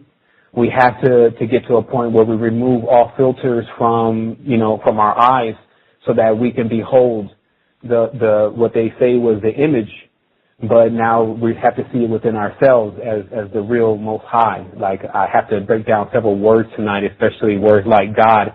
I just want to let people know that I'm also an etymology major, so in many cases, there's words that we have to change around in order for things to not get confused. One of my first disclaimers where I talk about the difference between the soul and the spirit is really to let people know Earth is a gift. Like, I was able to, on several occasions, breach into the highest states of our consciousness and interact with the frequencies and the harmonics and the orchestras that are there. And one thing they always say with a very, very soft smile on the face is that Earth is indeed a gift. It can stand on its own. It was here for billions of years. Man and woman were invited to this planet. And in many cases, the things that we're doing to each other through what we've learned and what's here has made us grow callous and get confused to who's who and what's what. And we've all done that. That's like a part of our growth. But I just want to say to everyone here, whatever is said tonight and whatever information reaches your ears into how you understand it, do not take your problems or negative energy out on this planet. This planet has been like a mother to us. That's just what happened. Like, we have to really tap into not reality but actuality, basically how things really are. And we eat from this planet, so that means that there is a major dedication that we have to her as not just a father, not just a mother, but also a father, meaning that this planet is androgynous. It has proved as such because it can create and destroy. It has proved as such because it is a generator of energy, and what we take from it can produce life. And everything that can produce life has what they call in our reality a positive and negative pole, or a masculine and feminine. But it's just the energies that are necessary to work a dynamo or energy center. So, of course, we also have that. the biggest discovery that I would say that we've discovered is something that lets you purge all truth from falsehood. You really don't need to listen to anyone. All you have to do is whatever you pick up or whatever you think is true, you should find correspondences to it, all the way on the deepest level of the realms and the abyss, all the way back up to the highest vault of the entire expanse that we're in, meaning that truth is redundant. That's why it stands throughout segments of time, and all of what we've created is time. But the reality is that if you stand with truth, then you'll exist that long too, which is infinitely. But if you attach yourself to falsehood, then you will blow away with the slightest gust of truth, of wind. And I can definitely say right now what we're experiencing, especially at the end of this year in light of the situations, there's been many situations this year, but right now the energy cooking up between the pentagram and the hexagram, or Gaza, who bears the pentagram and the crescent as their star or their flag under Islam, and also Israel, who bears the Megan star, mistakenly called the hexagram. We have to get that correct today. The hexagram is actually a pentagram because it was used to put hexes on people. But the reality is with these belief systems and these potent symbols that we have taken up in this time and tried to define what they really mean, we at times miss the mark. And even in the esoteric and occult world, there's knowledge of those who miss the mark, which is also called pan. Pan means to move to the left or to the right, as they say, pan the camera. So it's important for us to realize that we've been attempting to accomplish something here. Many souls have been attempting to accomplish something that they have not been able to accomplish. This is called missing the mark. This means that things have occurred that sometimes make our past not look as shiny as we would like it to look. And we're often afraid if others start to venture into it and start to see what it may be that we've been involved in. This is the same thing, even if we face that on a personal level, we also face it with our universal lives. The past has been riddled, as they show coming out of an abyss or coming out of darkness, it's been riddled with an ignorance, what we call ignorance, which is basically darkness or fear, not knowing the light or not knowing what the truth really is. Allowing the full spectrum light to shine to all corners is really what we're developed to do. And so by all means, let us do it. So I really have to first tell everyone, if you want to really find the Most High, you don't need to go to lost and barren lands of ancient civilizations and stories. You don't need to go to any type of ritual and meeting and seance or whatever. You only need to look at what is right now keeping you and sustaining you by your needs. And so the first thing that we definitely have to determine is the needs of an individual are breath, in many cases light, and water. So if you're looking for the Most High, you'll probably find it connected to those elements. Because those elements, from the time you step onto this planet, if you don't have it, it's already over. Now, those elements are also divided in degrees. Like, you could do without water longer than you can do without breath, can't you? So the reality is that how in the ancient times the energies were seen as far as their superiority was how fast you were going to be done if you didn't have that. And so those were the original concepts of what we believed in our mind to be the highest forces. Now, there was an encounter here on our planet quite some time ago that actually equates to why, on a natural level, we are scared of spirits. Meaning, if a superflush gaseous being that you can still see on your dense frequency walks in your room right now, you may jump out the window. You may run through the wall. You'd be surprised at how much power you have. And it is because an age-old situation that happened when the souls, meaning a soul is something that you've never seen because it's inside of you. You'll never see it with your two eyes. You only can understand it. It's in the Innerverse. But what you see on the outside of you, if it ever appears as a spirit, is basically what I call a spirit. So the encounter, that first encounter from the souls to the spirits, was indeed painful. Because if you understand all the etymology behind the word, the spirits that are dealing with this dimension right now, known as Yaz, which means fire, then you'll understand that these spirits are actually like flaming fires. And so now I have to take you into the garden, not by talking to you about some Bible or Tubal Cain book, but showing you just in theory and in mathematics and in science and in even common sense, it'll tell you, if you go to your grandmother, then you go to her grandmother, then her grandmother, eventually you'll get back to a small group of people, and maybe eventually you'll get back to actual androgynous beings. It's just mathematics. That's the language of power, by the way. So the mathematics will show you that there was an origination of things. But some people just want to focus on this as far as themselves, but let us think about the trees and many of the animals that existed here in their first arrival here on Earth and where they happen to be. And then that place that we can just call that the garden. So in the garden, they say there was two trees. One, a tree of life, and then the other one, the tree was the knowledge of good and evil. It says, of course, according to these books, that we ate from the knowledge of good and evil. But what I'm showing you is a wrapped up mystery. The mystery is when you begin to do anything with concepts of good and evil, meaning you think in your mind that you need to find what's good and what's evil, you've entered duality. The secondary stories on why it's been done and what you think is good and what you think is bad is the after effects. But you've entered duality when you say you want to know what exactly is good and evil.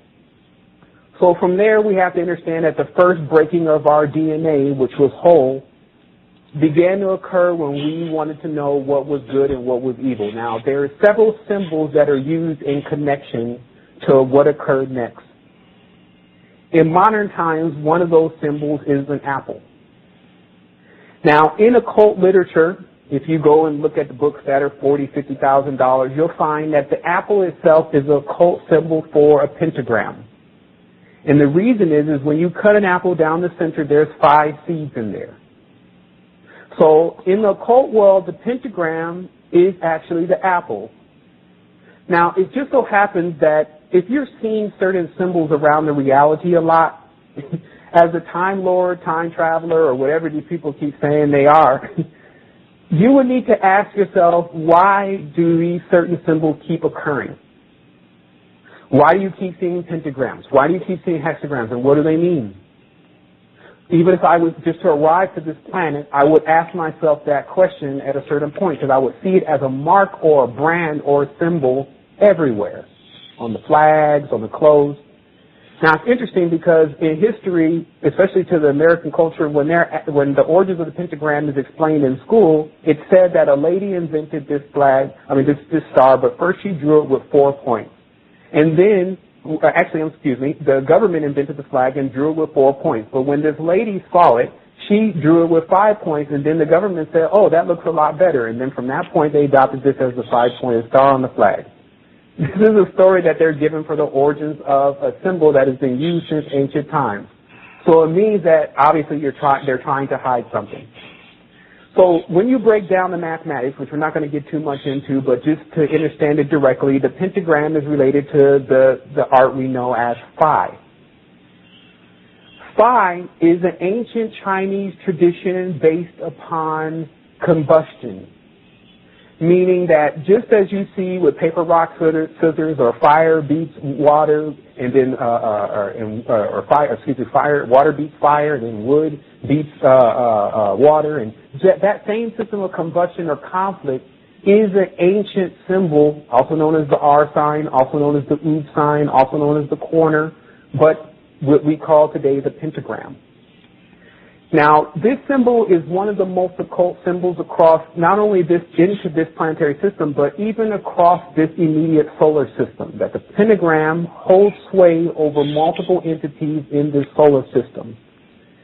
And the reason is because it is actually a 2-dimensional imprint of a circle.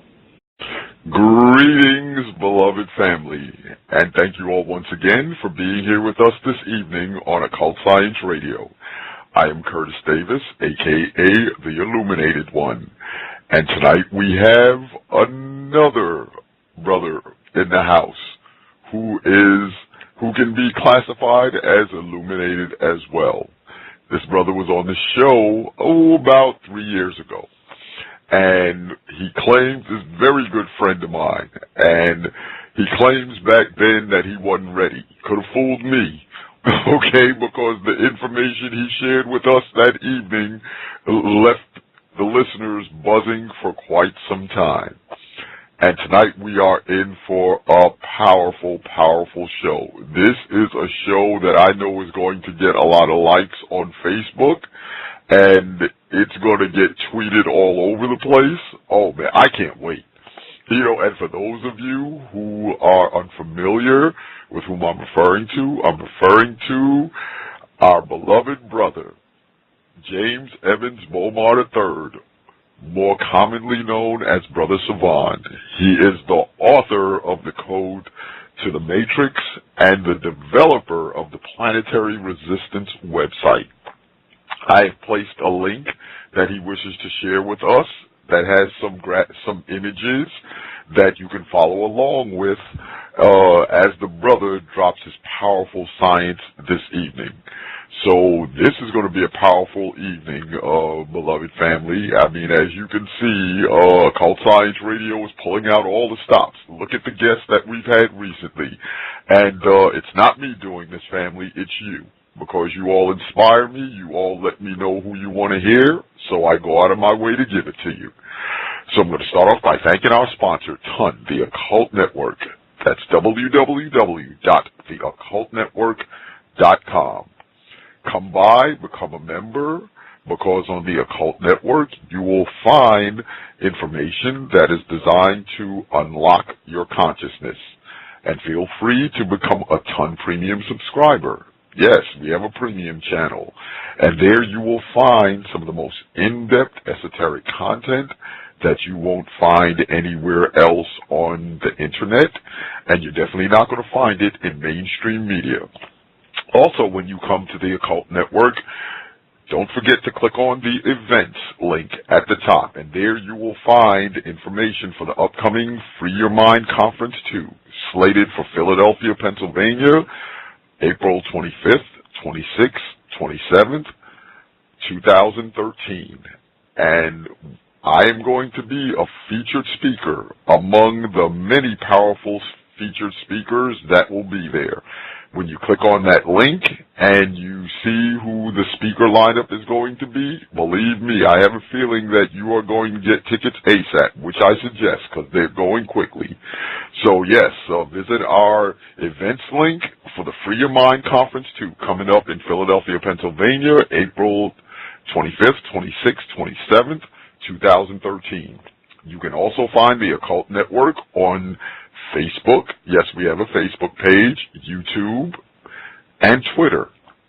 And if you want to keep up with what's going on Occult Science Radio as well, you can also find me, Curtis Illuminated One Davis, on Facebook as well. So come by, become a friend of mine on Facebook, join the Occult Network Facebook page, join us on YouTube and Twitter, and then when you do that, you will be totally in tune to what's going on with the Occult Network and Occult Science Radio. So please, wow, the switchboard is lighting up already, but I have to say it anyway. Please call in with your questions and comments at 646-649-1987. That's 646-649-1987. And if you have a question or a comment for Brother Sevan, don't forget to press number 1 on your keypad so we can get you on the switchboard and take your wonderful questions and comments. Now, having said all of that, I've done enough talking. I'm going to sit back and, like I said, I already have my pen and paper ready because we're going to do some serious learning tonight. With that, I step aside and welcome back our beloved brother, Brother Sevan. Peace and blessings, brother. Welcome back to Occult Science Radio. Wholeness, Brother Curtis. It's awesome being forward. It's just, you know, it's amazing. I think that the last time I was really on the show, it was actually November. And so it's really full circle. I think we did, I think a couple times or a few times around the circle. But man, it's been amazing. Just like I said, being here tonight and being able to deliver this information. because tonight, you know, is going to be that night, that gift for a lot of people to really come to the conclusions and the expansion that they need to get ready to progress. So, you know, I know a lot of people are moving fast on their expansion. It's almost the end of 2012, but there's still certain, as I say, shipments or ships that needed to arrive with some people's cargo, and they're waiting on receiving that last piece of catalyst that's going to be able to ignite them into perpetualness. And that's here. It's like, you know, I think that was the beginning. We promised to deliver that, especially with our network. So by all means, it's great that I'm able to come on the show tonight and to make a really good effort as far as how I consider an effort for one thing or another to do that. So like I said, I just want to thank Tom for having me on, and thank all of the members and the guests, you know, the ones that have asked, you know, that there be, you know, some clarification. And I also want to send wholeness out to just all the people out there. Like, we've been carrying this torch. Everyone I see at their stations, like working with different parts of the body and different parts of the consciousness that's in a large androgynous being that has the planets as its chakras. So the universe itself is a stretched out version of us. And as they tell you, and they try to say it in the hologram, but it's actually anything that's projected from a photon is the case. What it'll tell you is that every piece contains a part of the whole. So what you see is this multiplicity or this redundancy throughout the entire spectrum of the same design in our body, of the universe, and our body contains that on multiple levels. So what has occurred now is that each eye in our body, each chakra, which is indeed an eye or portal, is governed based upon the frequency of the knowledge, the symbols, etc., that we have taken in or ingested into our consciousness as a part of us. So this equates to, if you're a religious person, you prefer, let's say, Islam, and if you're tethered to the pentagram and the crescent moon. If you prefer Judaism, then you're tethered to the Megan Star. If you prefer Egyptian knowledge or Kemetic knowledge, then you are tethered to the Ankh. See, how it works is that the entire body has these different perspectives. But you must now today understand how to be king over or master or lord over your body to put these planets back into balance. Meaning that, of course, if one of the planets or chakras in your body is getting more of the energy, getting more of the respect, you're occultating under that particular planet, it's going to grow stronger than the other ones that are getting neglected. And then it's going to start raising itself up over them. Some people, of course, have a very active root chakra. So it has raised itself up over all the other chakras in the body and is pulling most of the power from them. So what's happened also is that because each of these chakras are an eye, once you turn it on, you only see things according to how far that chakra can really see. So this was the mystery that the Hindus and many of the ancient teachings already knew, is that the ones who had only root chakras open, first of all, could not even see the future. What they saw was the past. The second thing is that the idealism and the things that they thought to be the highest would really be the lowest, meaning their thoughts would be the base. Because if you didn't really understand how to cycle your energy and also to go into the higher chakras and tap into that level of consciousness, then sometimes you can mistake that everything that you're dealing with on the planet, or on the universe, is what is just going on one planet in your consciousness.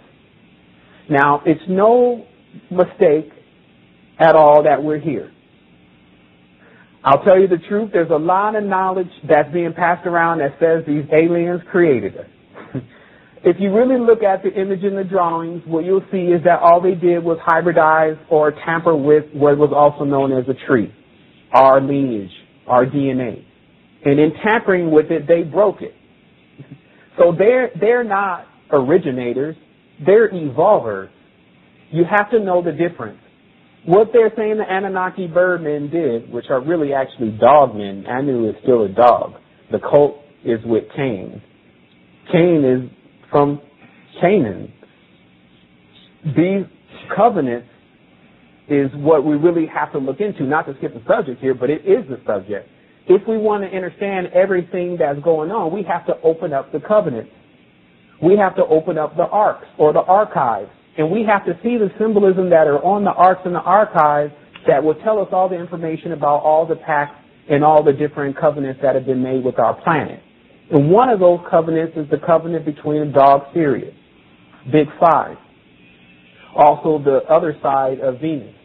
Like, what's happening to us today is that when we access this knowledge and information, we can't even feel what it means, let alone to be able to comprehend it and to position oneself properly so that they can withstand the gravitational pull of a frequency. When we choose to tap into these energies, even when it's just in our studies, we have to realize that at that point there has been a line of communication established between you and a consciousness that already exists. So what happens is when we're not reading the fine print, meaning when we're not reading all of the rest of what comes with the agreement and we choose to be on one side or one another, then at times this leads to also blindness. So understand now that closed eyes or closed chakras are associated with blindness. When all of the chakras open, then you see things as they really are. They all start to compress on each other. How this manifests in this reality is many of the belief systems, teachings, religions, and structures all come from the same source. If you didn't notice the hierarchy, then you must have had your eyes closed, meaning that when you really pull the knowledge of, let's say, Voodoo and Yoruba, you find that Europe was even named after Yoruba. The heart is a V. Those symbols belong to Venus. When you study into these structures, you actually begin to see that all of this knowledge that we have that's around us is coming from systems that have been running for a prolonged period of time. And then when we come to this planet, into this level of realization, if we choose to go ahead and just jump right into something that we don't even really understand completely, we're still seeing it as a circle with straight lines, basically. And so to make this simple, each corner of the pentagram has 72 degrees. When you take 72 degrees and you times it by 5, you get 360 degrees. This means somehow a symbol that contains straight lines is somehow equivalent to a circle which contains no straight lines. Now, again, we're just going through preliminary things because this is about a 3-hour or actually 2-hour and 30-minute conversation or something like that. So I have to give you the foundation to the work of what was understood by myself in basically penetrating through all of the esoteric knowledge and paths that are available here on this planet and also throughout this solar system. What people think is a lot to say, but really you'll start seeing after a while, there's nothing new under the sun. What's happening is that we're in a cycle or a circle or a spiral continuously repeating the same things that are not getting us anywhere. I'm going to switch from the pentagram just a little bit here. Now you understand that 72 degrees times 5. And talk about, 72 degrees times 5. And talk about the body. What the body is. Now, of course, the body is calculated in the mathematics of 5. If you want to find this mathematics, you look at your finger. From the fingertip to the next segment of your finger, all the way down to the next segment of your finger is built and constructed a certain way. It's the same reason why the distance from the bottom of your palm into the corner or elbow of your hand is exactly the same size as your foot. Now, this type of mathematics, or this type of building, is known as phi. So, when you see a pentagram, in general, in the old times, it meant that someone was familiar with a level of building, a way of building certain things on Earth, because there's many things like conch shells and how the ocean moves. There's many things that operate on this level and structure of energy. So before the symbol ever became debased by who I call the counterfeiters, they're not originators, they're evolvers. Before the symbols became debased, you saw those symbols in nature. And that's one of the pictures that is sourced in that link that was sourced earlier with the pictures. Is there. It shows you all the geometry in nature is been taken from nature and then made and utilized by these occult networks and occult organizations that are all throughout the world, Illuminati, whatever you want to call them. But there's one difference. They're using straight lines. Nature never, if you see all of the symbols that it has, which is pentagrams, what we call the pentagram, what we call the square, and all these symbols are in nature, but they have round corners. So in my studies, I started to realize that the biggest thing to start to differentiate between was whether you were dealing with a counterfeiter, meaning an individual like what they call a Lucifer or a Sataniel or whatever name they want to give it, of whoever says that they're God, basically, a counterfeiter or the originator. Now, by the end of this conversation, people will realize that they are the originators. What's happening to you is your ladder, or 94% of your DNA, which is your ladder, the holiest of holies as it's called, is broken. And because of that, you are not able to interact with the wavelengths that are equating to you having fully corrected DNA. This would give you the total realization that you are the Most High. You will be in a totally interconnected network, a symphony of perfection in itself. Perpetual, basically. Infinite energy, no sleep, like the sun. However, the other state beyond that is actually the sleep. So we have to start to differentiate. Where are we really? What is really going on with us? How do we not remember what was written on some pyramid walls only 2,000 years ago? Where is the disconnection coming from? Why do we seem to need to find God? Why is not God already here? You know, these are the major questions, and I tell you the truth, for the last 3 years, I've been digging and digging and digging for these answers, along with what started as 2, 3 people, to then 400, then 600, then 2,000, now 6,000. And millions of impressions across the internet of individuals gathering information just trying to crack the code. There's no motive to get your money and to get your souls or nothing like that. We're trying to get out, not stay in. It's very clear after a while that if whatever is being done and how it's being done is probably the situation or the problem. So for you to start doing it will probably put you into becoming the problem. So this is why we search for originality. We search for information that was not known by everyone and just wasn't easily accepted.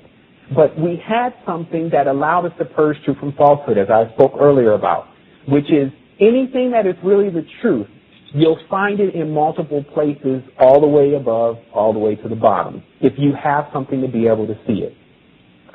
So with just the understanding or understanding, let's say, that the body is 5, you now need to understand how the body is actually constructed. Inside of the body, they have centers known as chakras. I'm not going to get into a long chakra conversation because I'm sure everyone on this line is familiar with chakras. Well, what the chakras actually are, as they keep explaining to you, is actually the planet. We are a microcosmic diagram of the entire universe. What lays out in the sky is actually